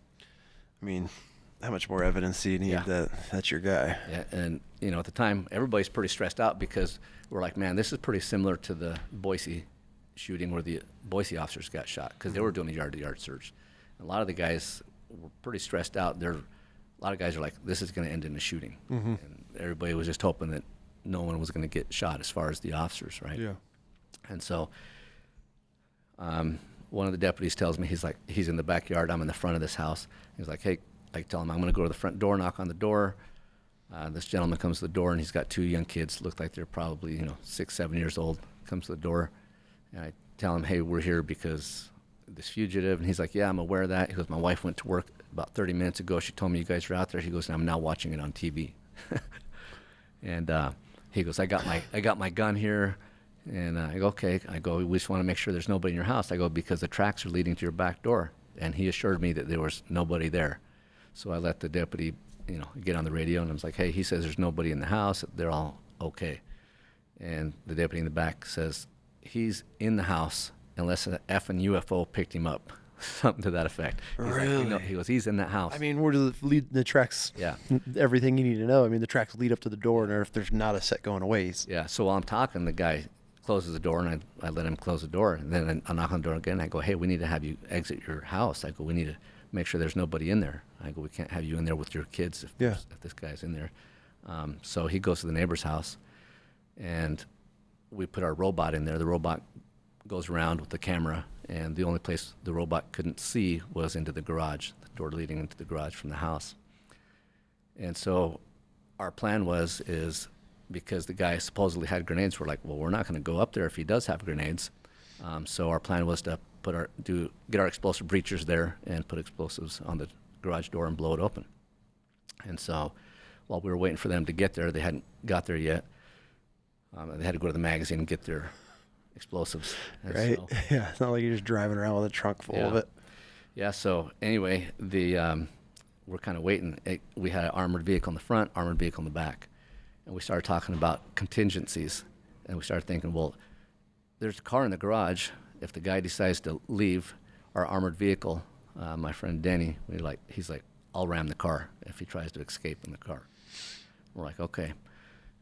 So we talked about all these different contingencies. Yep. And I got to the point where I was like, man, my back is hurting, right, from all my gear and walking around. So we were just at a standstill. I mean, you got to be 6 hours into it plus at this point, right? Yeah, it was about 4 hours at this time. Okay. So back doors open in the Bearcat. I lay down trying to stretch out my back. I'm like, oh man, my back hurts. Yeah. Right. Oh, yeah. And then all of a sudden, the guy that has the remote says, there he is. I think he said. And you're laying down in the back. Yeah, and I think he said he's got a gun. So I jump up real quick, you know, Yeah. and I'm looking around the side of the Bearcat, and I see the guy looking out, and all of a sudden he disappears because I had propped the door open when the homeowner left. I had propped the door open. I was like, in case, just so we could have eyes on. So everybody's, you know, woken up again. The garage door Gets comes the up. adrenaline flowing again. Garage door starts to slowly come up, and the guys got in the car, and you can hear the engine revving, like almost like he had it in park, right? And He's just flooring it down, slams it into reverse in the car. You hear the tires kind of squealing. He comes out, you know, pretty violently, and our armored vehicle driver, you know, Danny's like, I'm gonna ram him, and he did. He rammed it, and it flipped the car around like that towards us and started coming towards us, and we fired on him, and No shit. yeah, we killed the driver. Good. So we were afraid he was either gonna run over us, and we were like, and if he has grenades, we can't let him Oh, be for running sure. around the neighborhood. So that was a lot of the thought process with a lot of us at the Oh, time. 100%. What's that like? You know, we help a lot of cops through our program, and we get a lot of feedback. I love law enforcement officers when it comes to polls or getting feedback. They're great. They're the greatest group of individuals if you ever want to know anything, because they will just write novels for you. And so when we started helping law enforcement officers, we asked, like, you know, what are some of the things you've been through that you would like to overcome? And a lot of these men and women are writing back of shootouts Yeah. and killing somebody and having to go home that night and put a smile on your face and go to your kid's recital or tuck your kids in and have dinner, sit down at the table with your family, and you just smoke some dude. Yeah. And you got to act like nothing happened.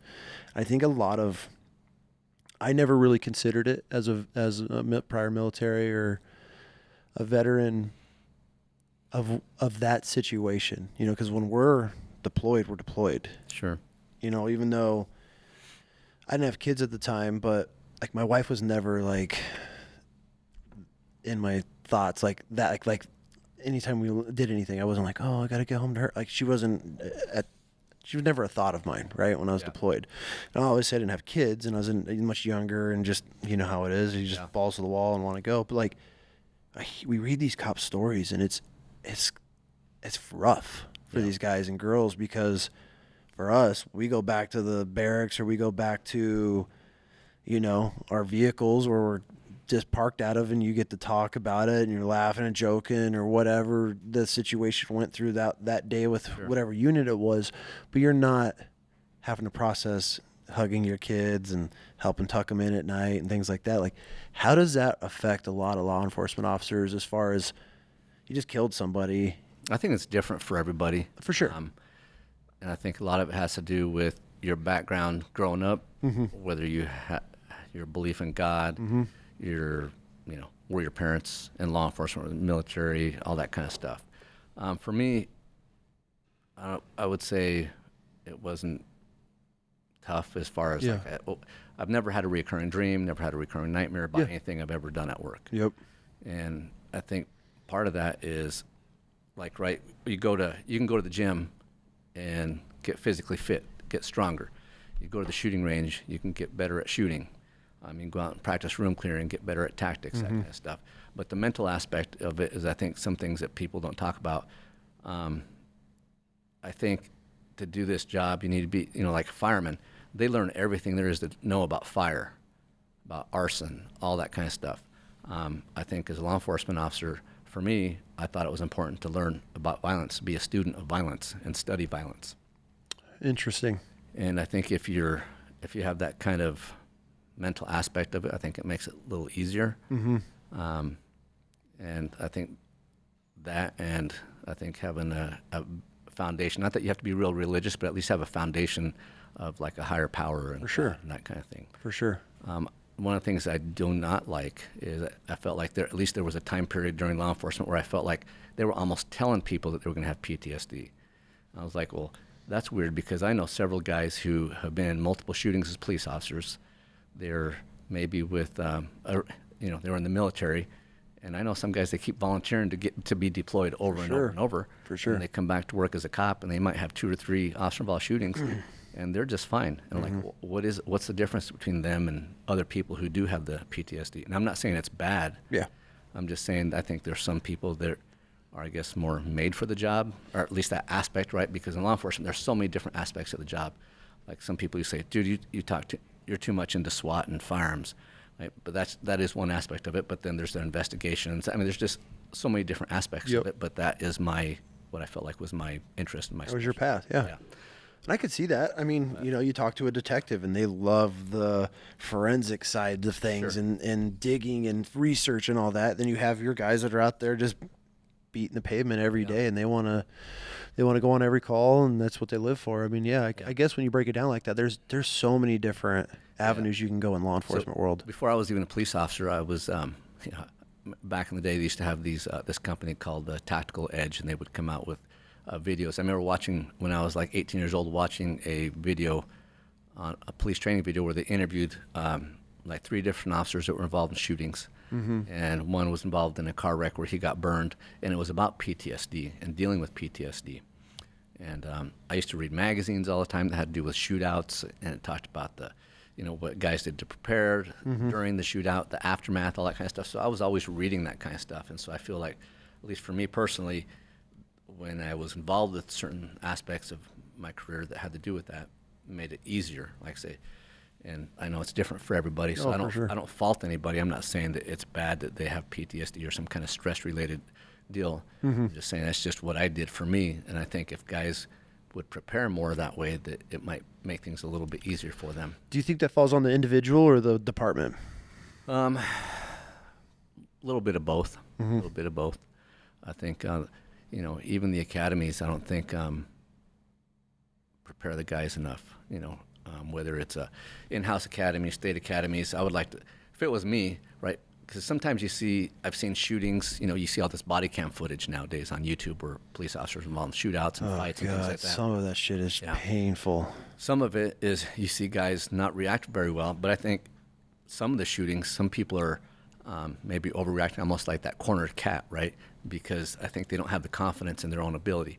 And I think if you train cops like you do athletes, right? Train them in, jiu-jitsu, train them in, defensive tactics to where they're, they don't have to be black belts, but to where they feel pretty confident. The fundamentals, the basics. And then do the same thing with the shooting, to where they're, above average.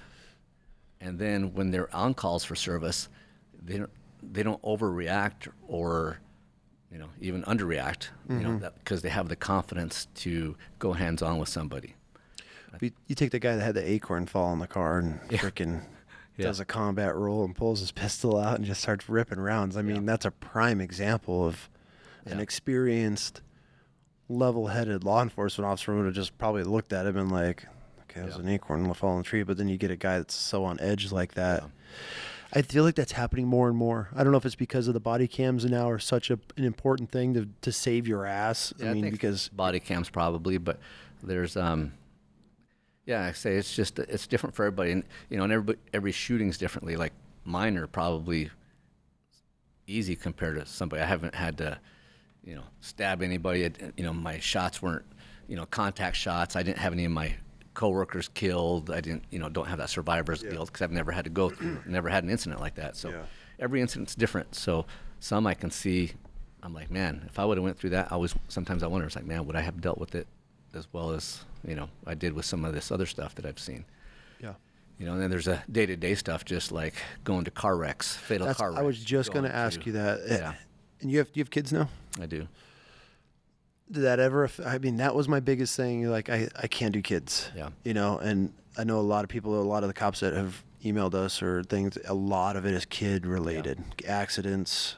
I remember holding a dead baby once, I remember I've been to hangings. I had a guy shoot himself in the face with a shotgun, just across the street from me. I've seen. What is that like? At the time, it's pretty stressful. And I think one of the things that's helped me is both of my wives.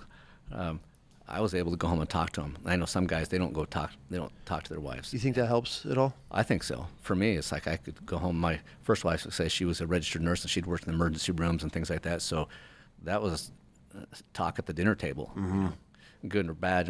And, kids listening to it all too, but it was the same for me growing up. That's life. But yeah, so it was just something that we talked about. So as far as like, oh man, I need to go to counseling, it's like I can go home and talk to my wife about it. So. Which is the best form. I mean, obviously, if you have that relationship, it's the best form of counseling that you could probably get. Some guys feel like they have to hide it from their spouses and stuff like that. But I never did. It was just easy to talk to with my wife.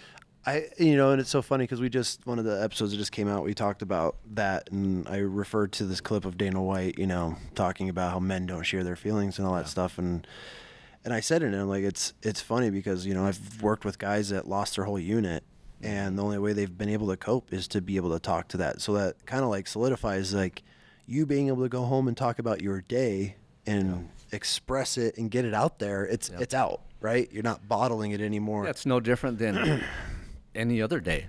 I mean, you're talking about your day, whether it was good or bad. Yeah. Whether you went out and did something fun with your buddies, with your kids, and maybe it's just you and your son. You went out and you come home. Your wife wants to know what you did that day. You talk about it. Good and bad. How was it dealing with children? I mean, at the time, I would say, every time I went on one of these calls, some kind of death scene. I worked a lot of late swing shifts. I remember get home like at 3:00 in the morning. And you always feel a little somber. So go home, make something to eat, sit on the couch, turn on the TV, and you kind of wind down a little bit before you go to bed. Mm-hmm. And then, but I was lucky. I say I'm one of the lucky guys. I never had any nightmares or anything that I can remember. Yeah. So. You ever got a call where you went to a house and the animals were eating have eaten the people? Have started to? Yes. That's something that I'm fascinated by. I want to hear this. Well, I remember going to one where this guy, he'd been in there, I don't know, at least a week, but he was all bloated. What time of the year? It was wintertime, so, it was like 80 degrees in there. The heater was going. Oh, okay. The guy was completely bloated and black. Like, he was a white guy, but completely black because his skin had just, everything was bloated. Mm-hmm. As soon as you touch him, skin starts to come off and things like that. And the dogs or anything were feeding on it? Yeah. Yep. God, dude, that blows my mind. That's the stuff where as a cop, I'd walk and be like, this cat just ate its eyeballs, the owner's eyeballs out. Like, I'm out. Like at that point, I'm like, this is. Yeah, you want to go burn your uniform, because you cannot get that smell. The smell just sticks in your. A lot of times guys would go on scenes like that. They take Vicks and they put it underneath their nose, and their mask. A lot of times you wear a mask when you go in there. And what's the worst scene that you've ever gone to? Probably something like that. Yeah. As far as just the way a dead body looks, but dead bodies don't really bother me. What bothers me is the people who are living, who are crying and wailing over a family member or a child or something. Dead body is just a dead body. Like I said, I've been everything to hangings, people who've shot themselves, people who've been shot, people who've been stabbed, been to fatal car wrecks. And but that's what everybody goes to. If you're a police officer, you just go to that kind of stuff. I'm not the only one. That's just part of the job that everybody goes to. Is walking in on somebody that's hanging, is it kind of eerie? Yeah, the ones I've been to, when I've been there, they've already been cut down. Okay. Mm-hmm. The one that really sticks out in my mind though is, 14-year-old kid was cut down, and I'm standing there in the living room, like at midnight, and there's this 14-year-old kid had siblings that were, 5, 6 years old. And I'm standing in the living room, waiting for detectives in the corner to get there. And siblings are, the police are here, and they thought it was all fun because there was a police officer there, and they're, walking around. They don't know what just occurred because the kid had hung himself in the garage, and the dad goes out to the car to get ready to go to work on graveyard shifts and finds his 14-year-old son and cut him down. God. And the other kids, I say, I'm standing in the living room. The kids are all trying to show off and talking to me because they think it's cool because the police are there and they have no idea what I'm there for. And those are the kind of things I think are kind of sad. I say the dead bodies are, they're dead. And, from religious background, they're already in a better place. Yeah, their soul's gone. But what's hard is seeing the parents. Remember, hearing a mom cry over their kid, that kind of stuff. That's the kind of stuff that really bothers me. I could imagine. I could imagine. Having to give death notifications. How is that? Do you remember your first one? I do. Was it super awkward? I Yeah. feel like I mean, did they train you for this, or they just like, No.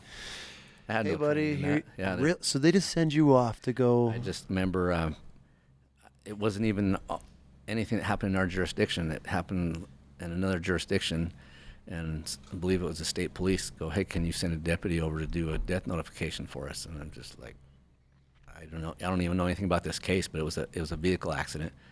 And I had to go knock on a door and tell parents that their son, I think he was like a 20-year-old kid, was killed. Passed, huh? Mm-hmm. And I had another one that was a lady, shot and killed herself, which is not always super common, but not unusual these days. But well, they say that because women are vain in a way. Yeah. Where they want it. correct. I think I read that somewhere where women prefer an open casket or something. It's very unusual. I've heard that too. Yeah. Not sure if it's all true, but I don't. It seems kind of could be true. But I had another one where a lady had shot herself, adult female. I think she was 35, 40 years old. But I had to go knock on the door and tell her mom that her daughter had shot and killed herself, and listen to mom scream. And then, unfortunately, I had to do it 6 more times that day. You had all her siblings. You let all the siblings know? Yeah. Yep, I had to do that to all the siblings. So 7 times in one day. Yeah. Why'd you have to let all the siblings know? I drew the short straw that day. That's not just like a parent thing. It was like required. Yeah, mom was too distraught. I mean, I can see that. Mom was too distraught, and she asked me to, contact everybody else, and so I drew the short straw that day, and so that's what I got to do. I'm not laughing at the situation, but like. But I got to go. You go home somber. Oh God, I would have looked at this list and been like, no, like, no. I mean, that's got to be the shitty part of the job. It is. Is that? I mean, I feel like out of everything, I'm sure there's a lot of shitty situations that law enforcement officers have to go through, but I feel like that one for me would probably be like the deal breaker of having to let some mom and dad know that their kid. And you go home, and that's why it's important to, make sure you have a spouse who's willing to listen to you. I remember my ex-wife at the time, she had a brother he was a doctor, and he'd come home and want to talk about things that he saw in the ER, and his wife didn't want to talk about it or didn't want to know about it, and my wife's like, you should talk to him. If not, eventually somebody else will listen to him, and I think that's true for, I think spouses need to be there to listen to that stuff, whether it's something you want to hear or not. But if it's something that your spouse needs to get off your chest after coming home from a death scene, something like that, if you don't, it's gonna cause problems later on. I mean, obviously, I don't know if you know the percentage, but like how, just from being in it for so long, are there more good wives than the ones that listen, or do you hear that often that guys are able to communicate with their wives, or are most of them bottling it? No, I think most of the guys that I was friends with, I think most of their wives are pretty good about it. That's good. It's funny, kind of joke around sometimes, like my first wife, remember when I got in that shootout, or got my car shot up, she was home sleeping when that happened. And at the time, like, I brought my car home, and the next morning she's getting ready to go to the hospital to go to work. It was wintertime, so it was dark out, like 6 a.m. I hear her getting ready for work, and she's leaving, and I go, hey, come look at my car. And I'm showing her these bullet holes in the car. Yeah. She's just like, what? They look like rock chips. I go, no, they're bullet holes. I was like, hey. Yep. And she's just like, all right, tell me about it later. I got to go to work. See ya. Be safe. Yeah. So she just goes to work, comes home, we talk about it later. Okay. Some of my friends are like, really? That is so cold. I was like, that's just the life, though. She's just like, you're alive and breathing. Yep. Well, no stress on we stressing. talk about it later. And then that SWAT shooting I was talking about, my wife, prior to that, with that boy shooting, she was doing that ride along with me, and so she was just like, that's just part of the job. She's like, I remember, it's like, if you're a fireman, you're going to go to fire, go to a house fire or building on fire. Yep. If you're a cop, you're going to go to a shooting. When I got in the shooting with the SWAT team, I called her from the incident, just letting her, hey, was involved in the shooting. I'm okay, because it was all over the news, so I wanted to make sure that she knew I was okay. Yeah. And she's just like, hey, good job, congratulations. You did a good job. Damn. So. She knew. Yeah. She filled that role, huh? Yeah. So she filled a good role, and she's just like, hey, you do what you got to do to come home, and you do a good job. You train for it. And how do you think your training helped your career? Because there's obviously, you took the path of the training side of things, which a lot of law enforcement, I feel like, I don't want to say go through the numbers, but, you know, depending on the department and funds and all that and budgets. But, I mean, you trained a lot, because obviously it rolled into the, you know, the civilian side now of what you're doing. But, I mean, I think it helped a lot. Like when I look back, especially that shooting out at, when I was on the SWAT team. Yeah. I remember, like a lot of people say, I didn't even see my sights. You hear that quite a bit. I remember seeing my sights every single time. And I remember feeling somewhat calm. Was it a pretty good feeling? Yeah. Knowing you were ready for that? Just knowing that I did a good job and did what I was supposed to do. I didn't mean a good feeling like you took someone's life, but I mean the fact of when that situation came down, you drew, was it a long gun or was it AR? It was a long gun. And then obviously take that shots, multiple, whatever it was. Yeah, I mean, it's just, you're doing your job and doing what you're supposed to do to save other people's lives, right? Mm-hmm. And a lot of times people focus on that somebody else's life was taken, but I focus on that we saved other people's lives by doing what we did. For sure. Because So grenades are not like you. Yeah. It's not like you can. Well, let's wait and see. You know. That, and we thought we were going to get run over. Right? Oh yeah. It turned out he didn't have them on him at the time. Yeah. Grenades at the time, but with the information that we had at the time, we did the right thing. Mm-hmm. But I just feel like, as far as my demeanor afterwards, I feel like I was professional. I feel like I was calm, and just that's did what you want in that situation. Yeah, and I think the more training you do, the more the better you're going to be. For sure. So. For sure. And growing up, I was doing martial arts like religiously. I just did all the time. So a lot of people go, "Oh, why did you do the gun stuff so often?" It's just like guys who do martial arts. I'm sure you probably know it's almost becomes kind of a lifestyle for them, right? Absolutely. And I feel like the gun stuff that I do now is just kind of an extension of that, an extension of the martial arts. It just kind of becomes a lifestyle. Yeah. So now I shoot competitively as much as I can. I'm teaching firearms classes, concealed weapons classes. Then we'll teach like a level 1, level 2. We'll teach some AR-15, shotgun classes, so forth. Let's jump into this. And I contract teach, doing law enforcement stuff as well as civilians. So you got out. Mm-hmm. Obviously it was time you retired out. Yeah. And you did 20 years? 30. Damn, man, that is a long time. Yeah, that's everything with small town agencies to the Department of Energy, Cassia County. So 30 years in, so you have quite a bit of time on your hands as far as behind a weapon. Did you start training did you start that process before you got out, or did you get out and was this something that you were like, okay, I just did 30 years and I can't sit around? No, I was a firearm instructor within the law enforcement circle, and I was teaching like concealed weapons courses and some civilian courses outside of that, And I just kind of took everything that I learned from, classes I went to, and the guys, I want to make sure I don't leave out the guys that I worked with. The guys on my team were awesome. Yeah. I had some really good leadership. We had some that were not the greatest, and we had some that were awesome leaders. Given, that's expected. Yeah, and the guys on my right and my left, the guys that I went through the doors with, these guys were awesome. I have a lot of guys that go out and train hard. If you call for help, they're ready to go through the door first if you let them.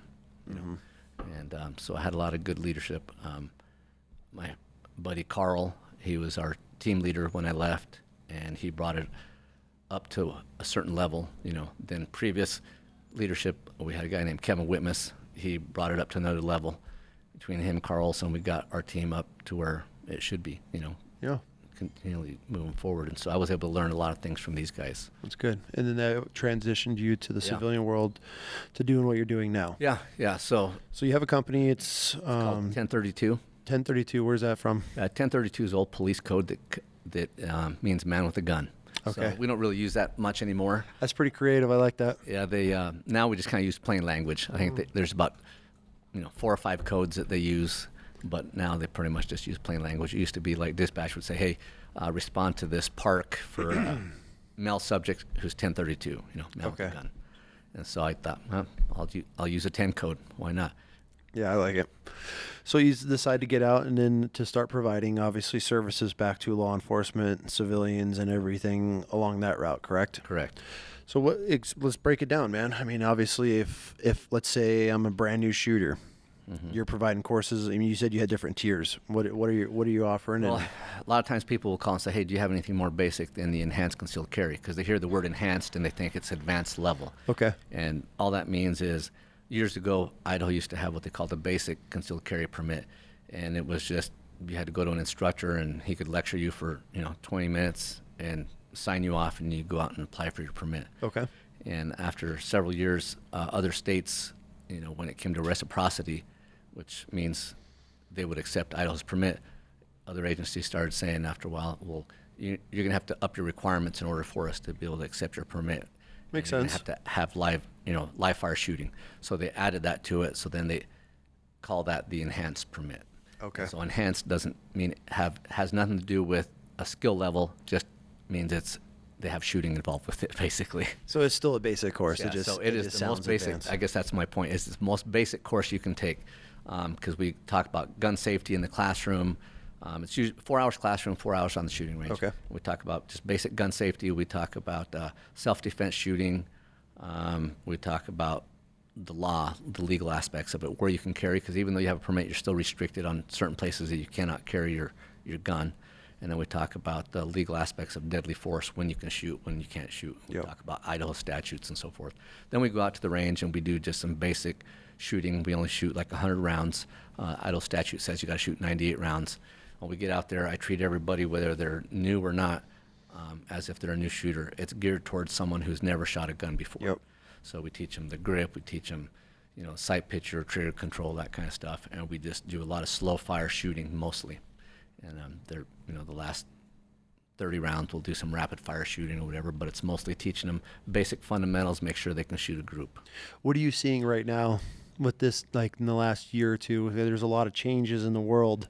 Are you seeing a lot, like, has there been a different demographic that's come through, like more families, more women, children? I mean, have you seen any change in it? Cause not really demographics wise, Okay. but I'm just seeing, I guess, just a lot of new shooters, a lot of people going, hey, I've never even shot a gun before. Yep.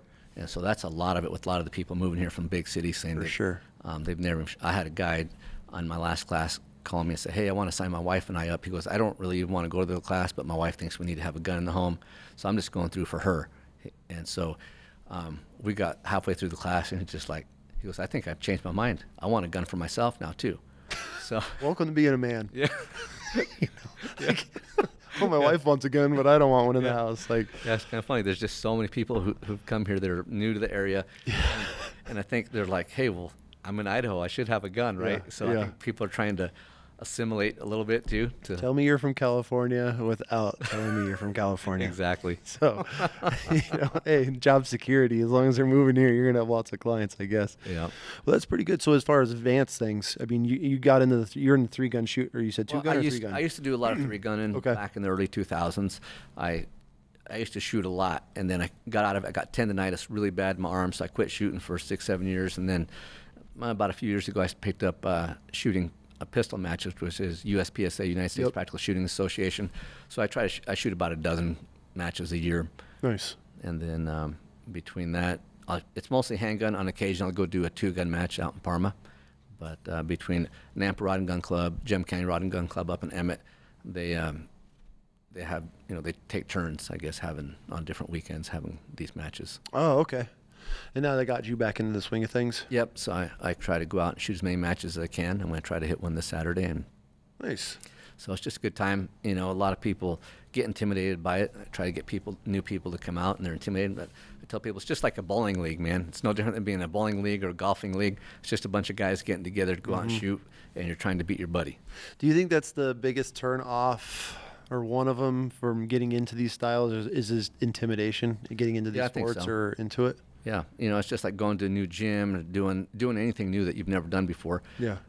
One, it's like, hey, I'm around a bunch of strange people, and 2, I don't want to look dumb, right? And so I tell people, it's like this is practice, everybody looks at these, especially the local matches. They're just practice for if you ever want to go out to some of the regional matches or nationals, that kind of stuff. So, And then you like, that's an expensive sport. it is. You got to love it. But what sport isn't? Golf's expensive. Motorcycle riding's expensive. Yeah, I mean, you're right. But that with the ammo, I mean, it's not like you're ever going out and been like, oh, I lost the ball today. Like. Yeah.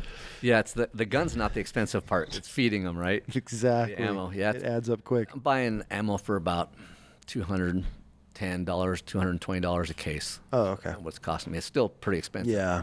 Because before COVID, I was reloading for like $90 a thousand. Now it's costing me, over $200 a thousand. What's changed with that? Like, what is it hard? Is it still hard to find primers? Or is that no, it's pretty easy. Okay. But now it's really not that much cheaper to reload than it is to buy it. So I've just been buying a lot of ammo, except for when I want to customize some kind of, have a custom ammo. Okay. But other than that, that's a whole other world into the competitive shooters. Yeah. Is these guys? I mean, you want to talk about OCD? oh yeah. Crazy. So there's loading the rounds. pistol ammo reloading, which is just basically you're just pulling the handle as fast as you can go. But when it comes to rifle reloading, you got to prep the brass. There's so many steps to prepping the brass, and it just takes forever. You can be out there for hours. Just loading 100 rounds will take you like a half a day. Which is a handgun in a half a day. I can do a couple thousand rounds in a half a day. Yeah. But the rifle reloading, it just drives me. I don't even like reloading. I got like 4 reloading machines, and I hate reloading. Really? Oh, I hate it. I can't stand it. Really? To me, it's just a waste of time. It's like one of those, evil necessity things. I feel anybody that I've ever known that like was in the hardcore reloading, that was their thing. Yeah. Like that was their hobby, their world. They were the notes and I don't even know how to explain how just OCD those guys are. I mean, and they're logging every bit of information. I mean, they are just it was just wild. I mean, I have some buddies and these are civilian guys. I have military guys that are just hardcore into this. Well, I always say your civilians are the ones who know how to reload the best, and they're 100%. your best shooters too. 100%. One of the things I was never in the military, but I know like in the SWAT world and talking to my friends who were special operations guys in the military, when they bring in instructors, they're bringing in civilian instructors to teach them how to shoot. Every day of the week. That's why I have some good old boys, couple in Texas, one of my buddies in Oregon. They can outshoot anybody. Yeah. Anybody. And they're civilians. They never even served, never law enforcement, anything. They're just nuts about ballistics. And once, because people think, like, I've had buddies that I've met in the early ages, like, oh, you're a Marine. What do you think of this gun? I'm like, what the fuck gun is that? Like, what do you think of this? And they would ask me all these. I'm like, dude, I had 2 machine guns, I had an automatic grenade launcher and a Ma Deuce 50 cal. Like that's what I know, and then the shitty M4. And I'm like, I don't know. And then, but you people think that since you're in the military, I can't speak for law enforcement, but like we study and we know ballistics and, and in reality, I didn't know. I just I know how to push butterfly trigger and just put rounds down range. That's what I was saying earlier. People see you in uniform, and that guy's like, well, come as advertised. Actually know how to use your gun, right? Yeah, exactly. People assume that if you're in the military or law enforcement, 100%. You must be an expert. But then you get these civilians that are just sitting here and just researching. That's their hobby. It's not their life. It's their, I guess it is their life, some of them. But for us, it's like, dude, I dreaded going to the range, because then you get to go and shoot for a couple hours or a couple days. Then you spend hours picking up brass, police calling everything. Then you spend a minimum of 3 to 4 days cleaning your weapons. It just sucked. Like the military took all the fun out of it. So it wasn't like, hey, we're gonna go to the range and just dump rounds. It was like, fuck, we got to go to the range again. Like we're gonna be, especially if you shot the heavies, the 50 cals and the Mark 19s. That's a minimum 5 days, all sun up to sundown, just cleaning these things to be white gloved inspection to be able to, before you put them back in the armory. So it wasn't ever any fun. I mean, we had fun on the ranges, especially when we'd have like a bison move into the range, and we oh man, this is a crazy story. We fucked up one time. We were young Marines, and we're on this range on Pendleton, and I didn't know. I mean, we were just young. we went through, and I thought I was taking the initiative with a couple other guys, and we start popping ammo cans, and they have the little safety, you know, the little safety twist wire. I don't know if you've dealt with the cans. Mm-hmm. Well, if that wire is broke, you have to count every round in that box before you return the ammo, which you don't plan on ever returning ammo. Yeah. So all the staff were having a meeting. I'm like, hey, let's get all this shit staged, ready to rock and roll. And that way, once this range kicks off, like every vehicle has all the ammo staged behind it. It's all popped, ready to go. You just have to load. You're just belt fed. You're just feeding rounds, you know. Well, this little herd of bison on Pendleton moves onto the range, and they shut the whole range down for like 2 days. We just sat there, like just cooking in the sun. Well, our gunny was not the most pleasant human being. This dude was like old school. Gunny Barton was his name. If he didn't have a cup of coffee, like a giant mug and a cigarette in his hand, you didn't fuck with this dude. Like the old movies, huh? You didn't talk to this guy. You didn't even look in his direction as a troop. Like, even if he had a cup of coffee, or a cigarette, it had to be both before you could even approach this guy. Well, he finds out what we did, and all hell breaks loose. But we're getting ready, and our time's up. Like, we're getting ready to start heading back to, you know, Del Mar, where our vehicles we're stationed out of Pendleton. We're out in the middle of nowhere. And he was like, you motherfuckers better burn this ammo, or you're counting every round when we get back. We were linking, I'm talking like 500 rounds. And, I mean, daisy chain. Guys were just standing there, just feet. For like a M60, M240 or what? This was the Mark 19 and then the Mod Deuce to 50 cal. And because we popped all the thing, and we were like, we have to count. I'm talking pallets of ammo, and you have to count every round. So we were just linking as fast as we could. I mean, guys were literally on top of the vehicles with all the cans open, and as soon as you were dry, you were to open the feed tray, shoving belts in, closing it. And I mean, we were opening, we were shooting rounds so fast. I don't know if you guys had LSAT. It was like this tube of just this white, just nasty shit. We would open the trays of our Mark 19s or the 50 cals and just, I'm talking just dumping this. And the guns were so hot, it's just bellowing smoke. And you're running through hundreds of rounds until you burn all your 50 cal. As soon as that was out, somebody be reloading the 50 cal, and you're just burning Mark 19 rounds. Barrels. Oh, the barrels were glowing on the 50 cals. And the smoke, because these guns are so hot, and we're just dumping lubricant into them. It's just burning this stuff. I mean, so all the turrets, it look like chimneys. There's this white smoke just pouring out of these things. We catch the range on fire because all the grenades going off. It was a shit show, but that was the only, like, one of those, like, that was the coolest range because we literally shot thousands and thousands of rounds within a couple of hours. We dumped everything we had and didn't come back with one can that we had to count.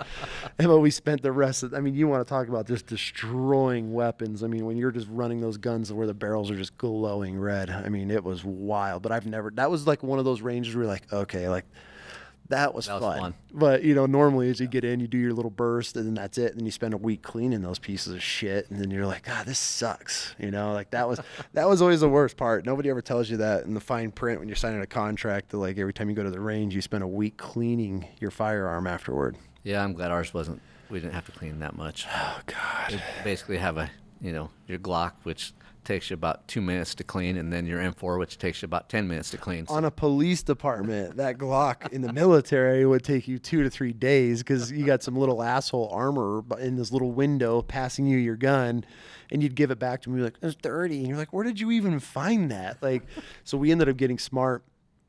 I don't know how I never got caught doing this. If I would have got caught, I'd have been so done. My career, I probably would have been fried for this.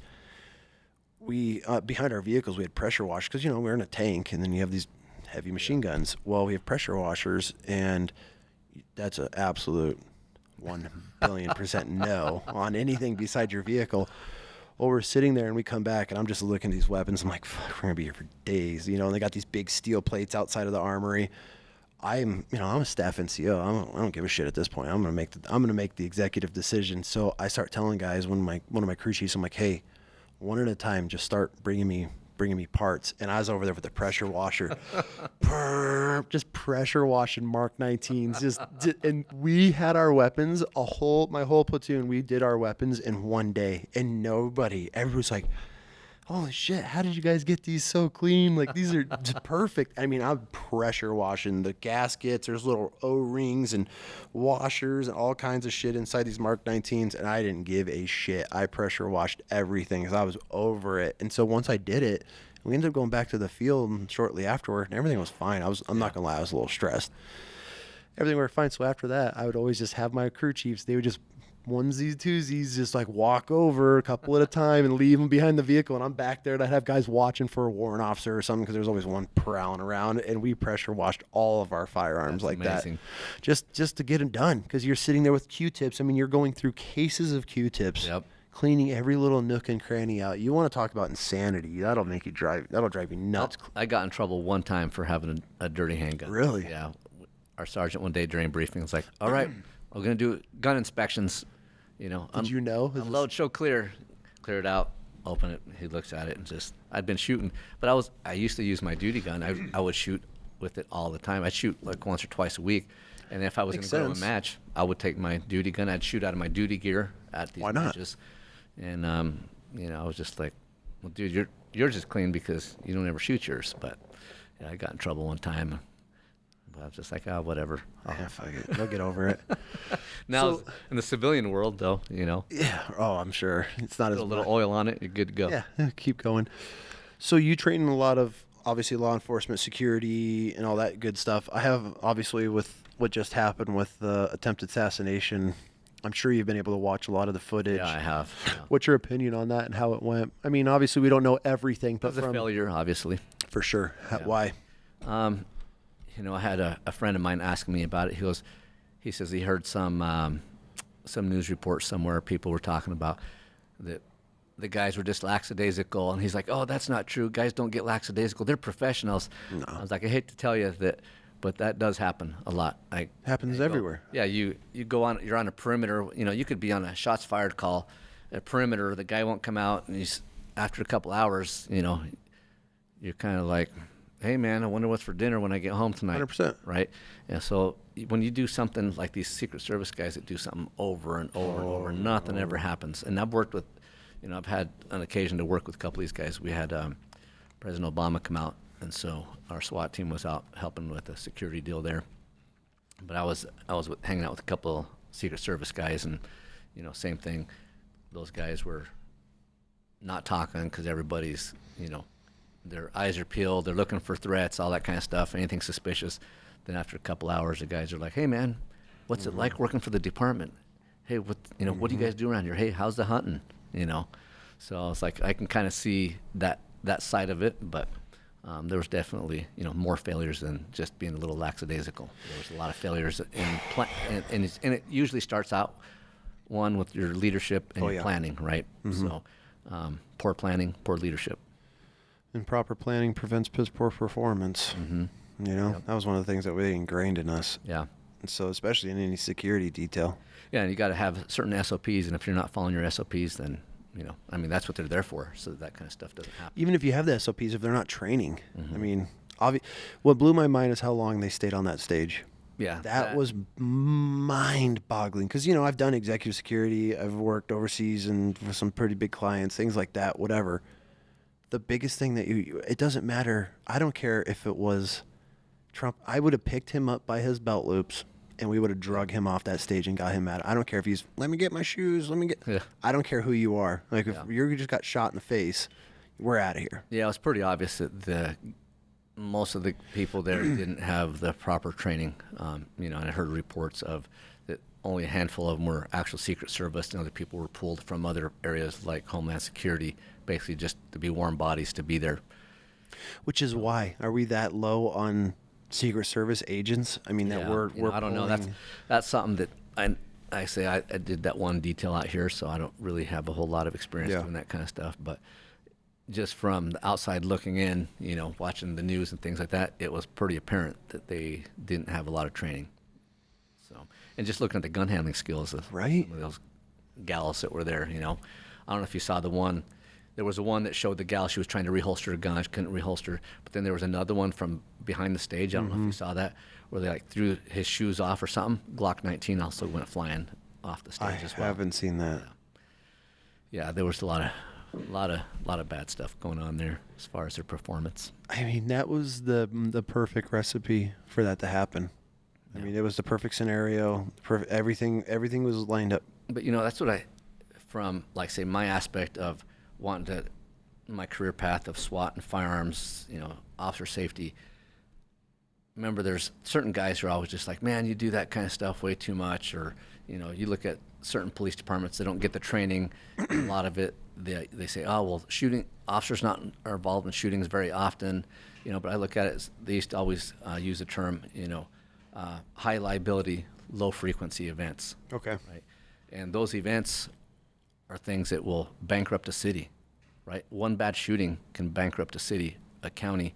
It can bankrupt or cause riots. Right, we've seen that kind of stuff happen. So to me, when guys who are training over and over for that type of stuff on the tactical side, it's not too much, because one mistake can cause riots. It can cause. Well, that's your life. I mean, that's your career. That's the field that you chose to be your profession. And the fact that guys are like, oh, you train too much. That's what's weird to me. It's like a doctor being too educated on being a brain surgeon and wanting to learn more and bettering himself. It goes hand in hand. But I feel like that's something that like I can't process. Like guys that would be like, oh, you train too much or you shoot too much. It's like, this is what you do. Every car you walk up to, you have no idea.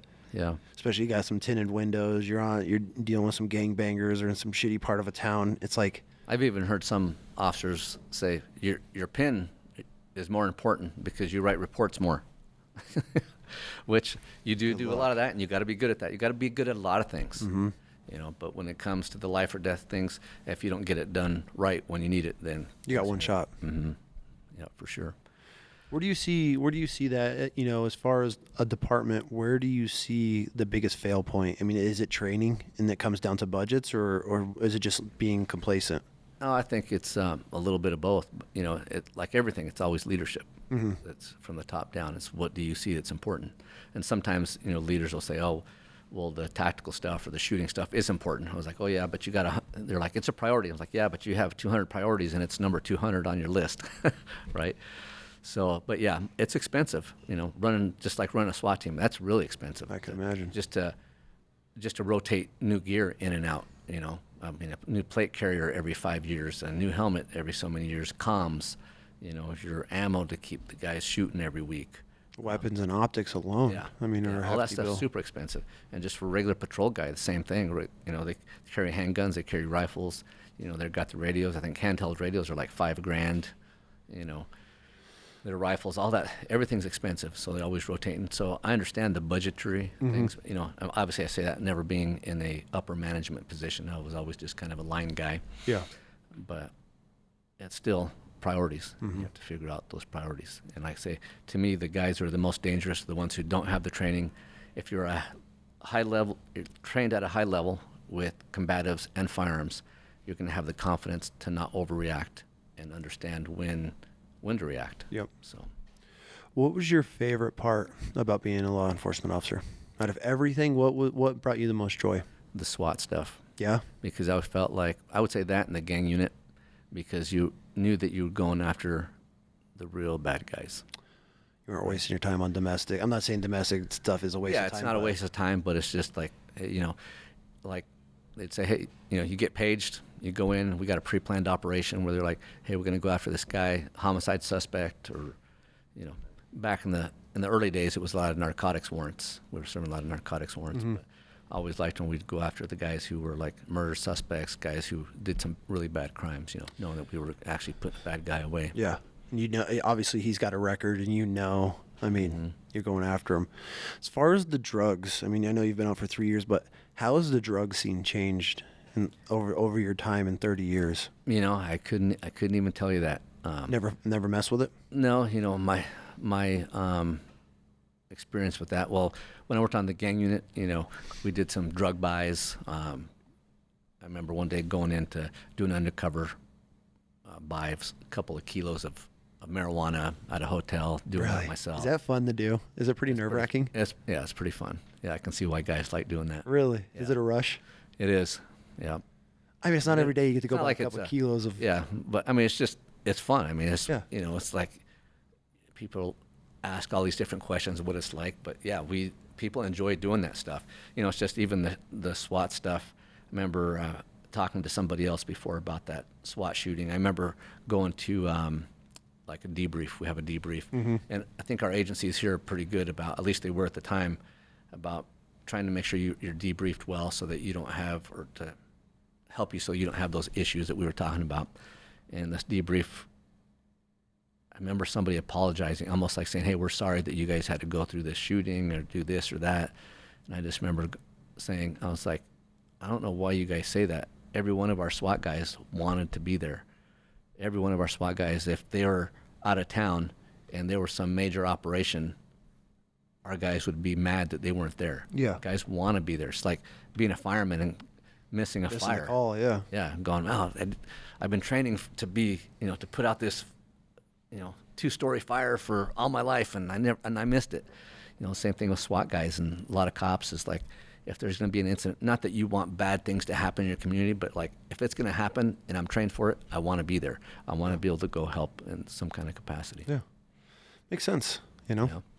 So as far as your training, if people wanted to reach out and wanted to get some basic firearms training, or even they have some experience and they just want to get a refresher crash course, how do they reach out? How do they get a hold of you to get spun up on things? Yeah, I'm on Instagram under my name, Raul Garcia, 1032, and I have another one. It's called Garcia Outdoors, where I post a lot of outdoor stuff, trail cameras and stuff like that. Okay.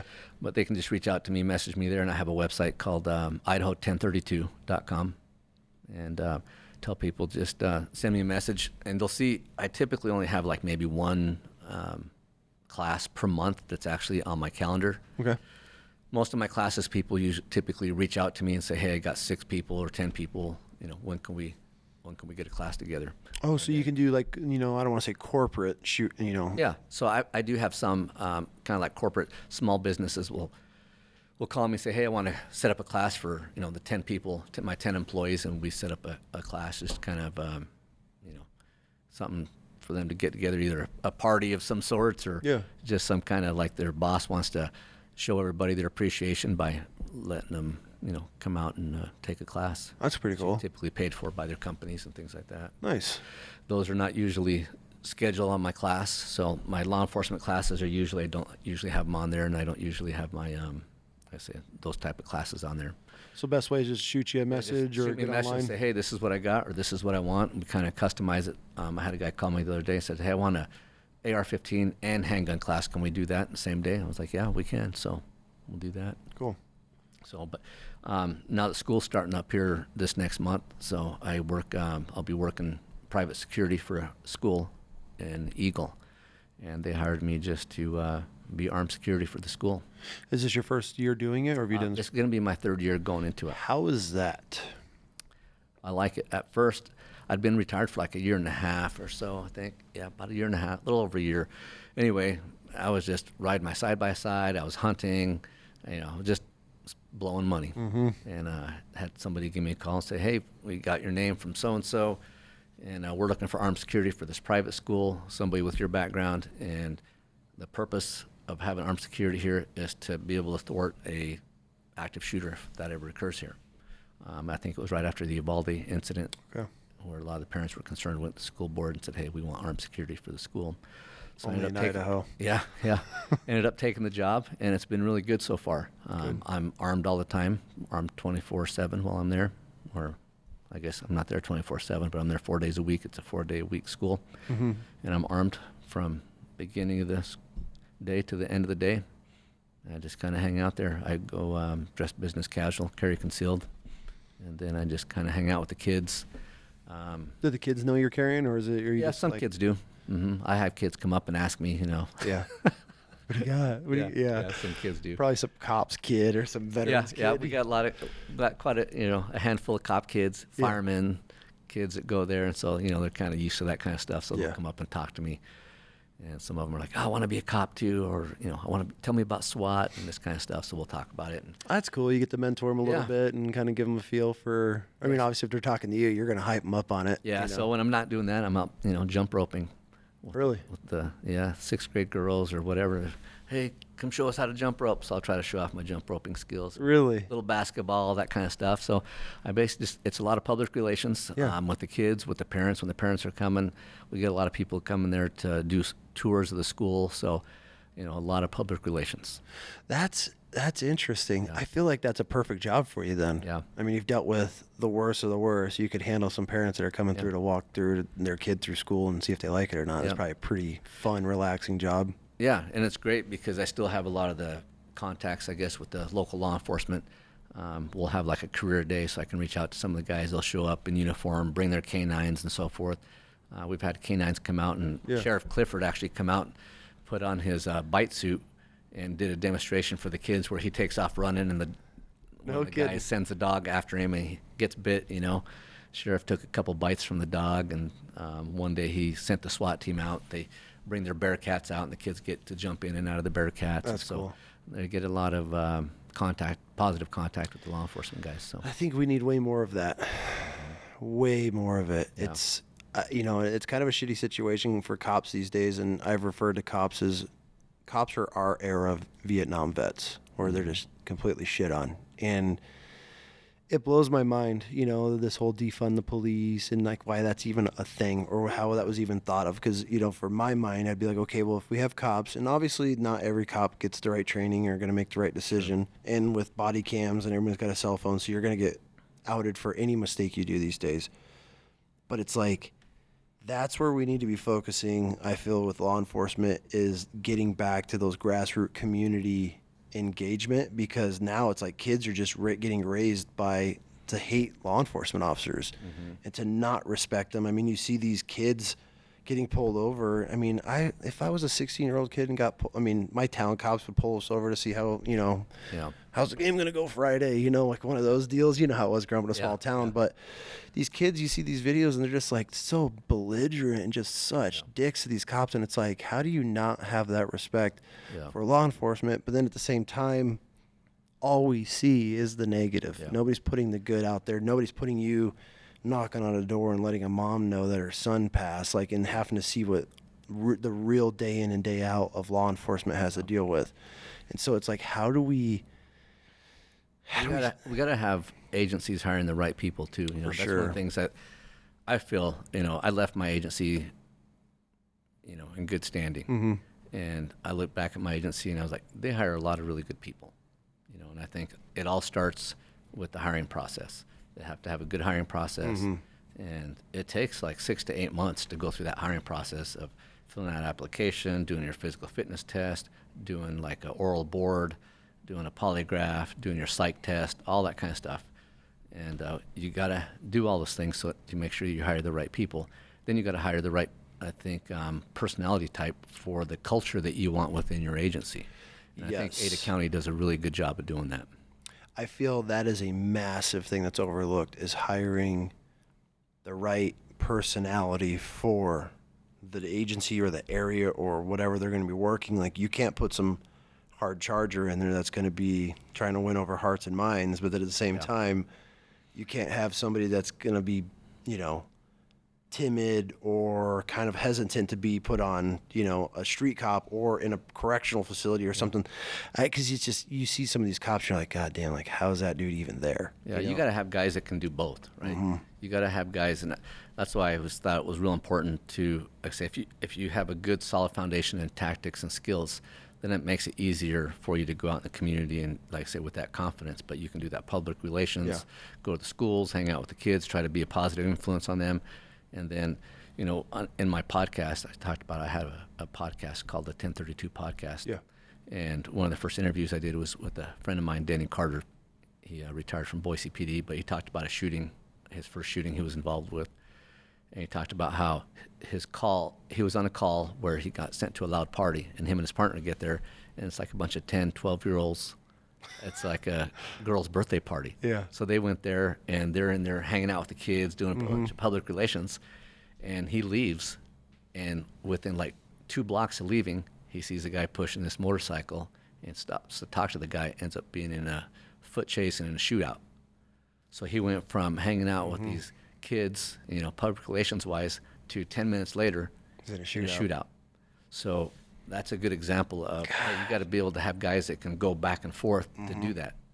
Right? You can't be a jerk to people. You got, like you say, you got to win those hearts and minds of people in your community, and Which is how it used to be. yeah, well, even in this area, I think that we see a lot of stuff nationally, but I think in this area, even up to when I retired, I'd go to buy me a Coke or go to get lunch, and I would say at least 50% of the time I'd go to pay, and they're like, somebody's already paid for you.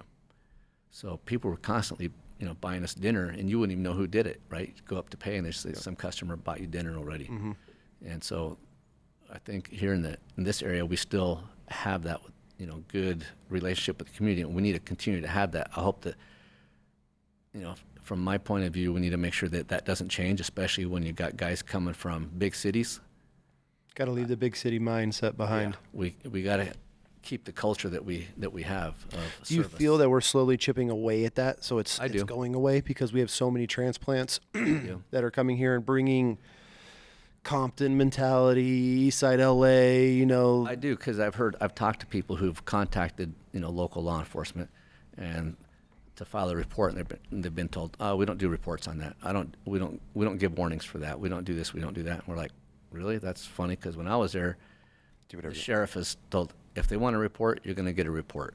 If it was basically we had to give customer service, and so I've heard a little bit of that going away a little bit, and so, but I hope that culture, the culture that I worked with of, hey, if the customer wants something, you're going to give them what they want. So, do you feel that there's a problem now that I feel like it's so hard as far as recruiting to get people to sign up to be law enforcement because there's such this agenda that, cops are public enemy number one. Do you feel that with a lot, not speaking just here, which I know this is your experience, but do you feel like a lot of these departments are just having to hire anybody because they just need the numbers? Or I think it's kind of going that way. Looking, like I say, here in this area, I think we get a lot of, because there's so many people want to leave other cities, there's a lot of people applying. They're lateral officers. Yeah. But I was just looking the other day. I can't remember what agency it was, but they're offering a sign-on bonus of $100,000. So some agencies I've seen anywhere from like 30, 40,000 and above, all the way up to 100,000 for a sign-on bonus if you apply to their agency. So most agencies don't do that unless they're really hurting For sure. Yeah. That's scary. Yeah. So like, hey, come work for us. Besides your yearly wage, we're going to give you a $100,000 sign-on bonus. That's a lot of money. It's a lot of money, especially some young kid out of college that just got his criminal justice degree and wants to be a cop. Yeah. So I would say, that's kind of a sign that they're having trouble. Yeah. It's crazy times. It's going to be interesting to see where the law enforcement community goes over, I think, the next 5 years, especially if things don't change, because it's just, I feel like cops are shit on every day with how with social media, with the news.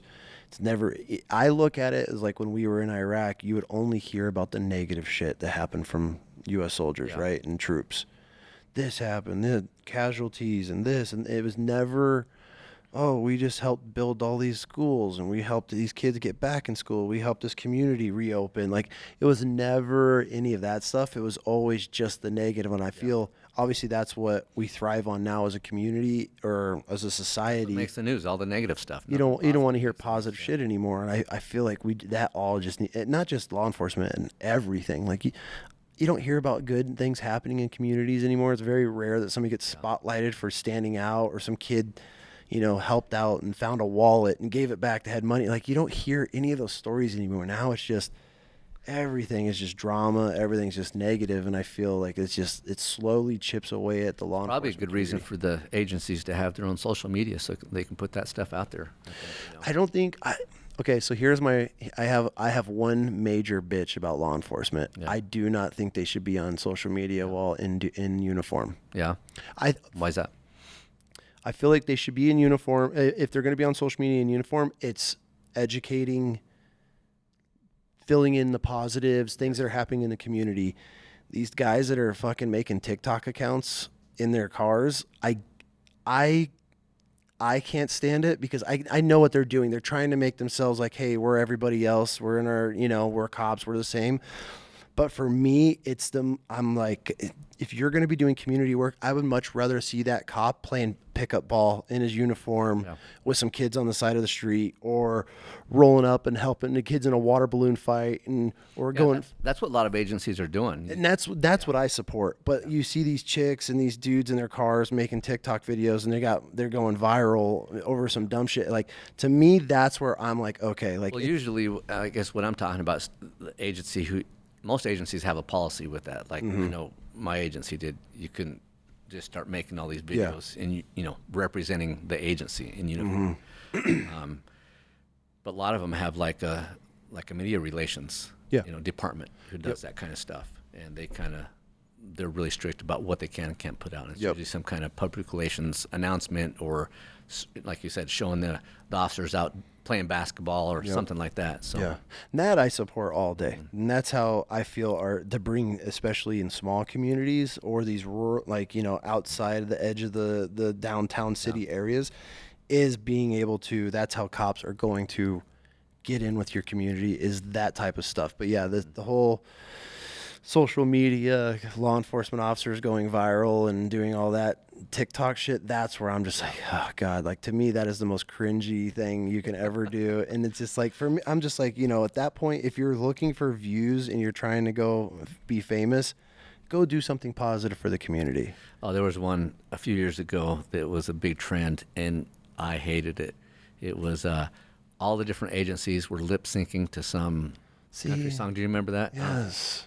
But all the agencies were doing that, including my agency, and I was just like, man, I just thought that was immediately wrong. Immediately no. But I do have to admit, I did watch a couple. I think it was maybe Caldwell PD. They did one. I was like, that's really good. Is there a couple good ones? Yeah, there's a couple good ones out there, but most of the time I'm just like, man, they should just not. It was just like over the top, trying to make themselves like, hey, look, we're really cool. We're just like you. Yeah, I mean, I get it. It's a thing. It has to be done just to show that they are humans. They're the same as everybody else, because right now, obviously, with everything, it makes it look like cops are so bad. I understand it all, but it's just, for me, from my point, I'm like, God, I want to see community work, which happens a lot, but it's not highlighted. Like, we're highlighting the wrong things, I feel like, when it comes to law enforcement sometimes. I mean, a lot of times. Mainly, it's mostly negative, but I want to see the fun, cool cops that are out helping the community, helping kids, things like that. So I think that's what we really need to get back to. If they're going to put it out there, that's what's going to... It's hard to deny, too, when you see guys and girls in uniform just genuinely helping. Like, that's, I feel, is a huge part. And social media is such a massive thing these days. It's not going away. So these law enforcement departments definitely have to figure out how to just evolve with it instead of trying to fight it. So I say it comes down to making sure you have the right people, having the right culture in the agencies, and making sure that they understand their purpose. And when it comes to the media stuff, I guess they need to have good policies when it comes to that kind of stuff. But I think hiring the right people is the important thing. Making sure you have people that fit in the culture that you want to have in your agency. Yeah. And, it's a big start. Agency I worked for, I thought we were the best in the state. So good. That's how it should be. Yeah. That's how it should want, at least. Yeah. Ada County was a good place to work, man. Yeah. I hear a lot of really positive things about Ada County. Everybody's going to have their flaws, but for the most part, every law enforcement, I got a couple cop buddies, and I got a buddy going through the academy right now, and dude, everybody's always speaks so highly of, at least these are the older guys, that have retired or getting close to. They've been in it for a while. They speak pretty highly of what we have here, and which is what you want to hear as far as somebody that lives in the community. Like, that's what I want. I don't want to hear just all the negative shit. So it's good, and then obviously we're doing something right here. Yeah, I think so. I think we got a lot of good guys around here. Yeah. Well, cool, dude. I appreciate you swinging by and giving us the time. And I got to get up and get that tree off the cabin. Yeah, you had a tree fall on you. We had some wind last night, and you had a tree fall on your cabin. So we'll let you head up north. I'm actually following behind you in the morning. We'll be heading north, too. But I really appreciate your time and coming on and kind of opening some of the insights of, your background and some of the law enforcement that's going on here in the state, and just kind of hearing some of the stories, because you think of Idaho and it's this perfect little area, but it's you hear little things here and there, but of these little gangs and stuff like that, some of the what's going on, but it's a lot of people, not to get too much into it, but you know, you just mentioned like little gangs. I've heard people go, "Oh, those are wannabe gangs." Like these wannabe gangbangers are for shooting sure. people. For sure. So I'm not downplaying them. I'm just, you know, when you compare them to, Sure. you know, I mean, obviously if you I haven't compared them, but you coming from different parts of the world and being able to experience the travel, like when you talk about some straight gangbangers, like, you know, there's certain groups that you put on that list and you don't want to think that here in Idaho. Like that's what it comes down to is like, we don't have that here, but in reality it is. And we actually had an incident before I let you go. We had an incident one time. We were flying in like 15 or 20 vets and we rent this big Airbnb and we're doing this big ride here in town and we get a call literally as like the first plane is landing with like 8 vets on it. We get this call from the Airbnb owner and he's like, I can't rent you the house. I'm sorry. And we're like, well, what do you mean? He's like, the house just got raided and they shot tear gas through every window in my house. And we're like, bullshit. He's like, I'm not lying to you. He's like, here's the link, sends us the link. Sure as shit. So we had to pivot, obviously, and find a new home. We had to find like 3 new homes to scatter because we found like that one house that could house everybody.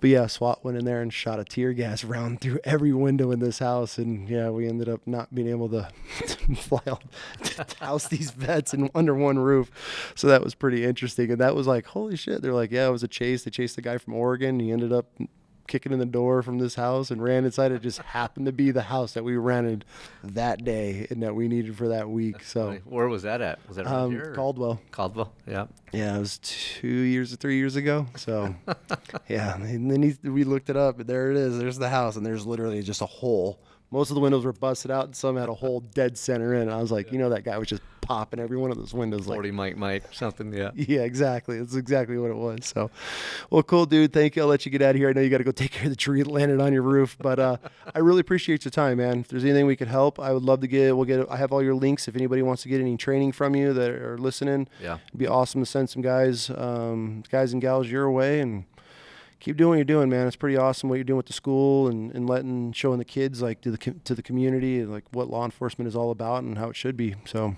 all right, thanks a lot. Thanks, dude. Appreciate you.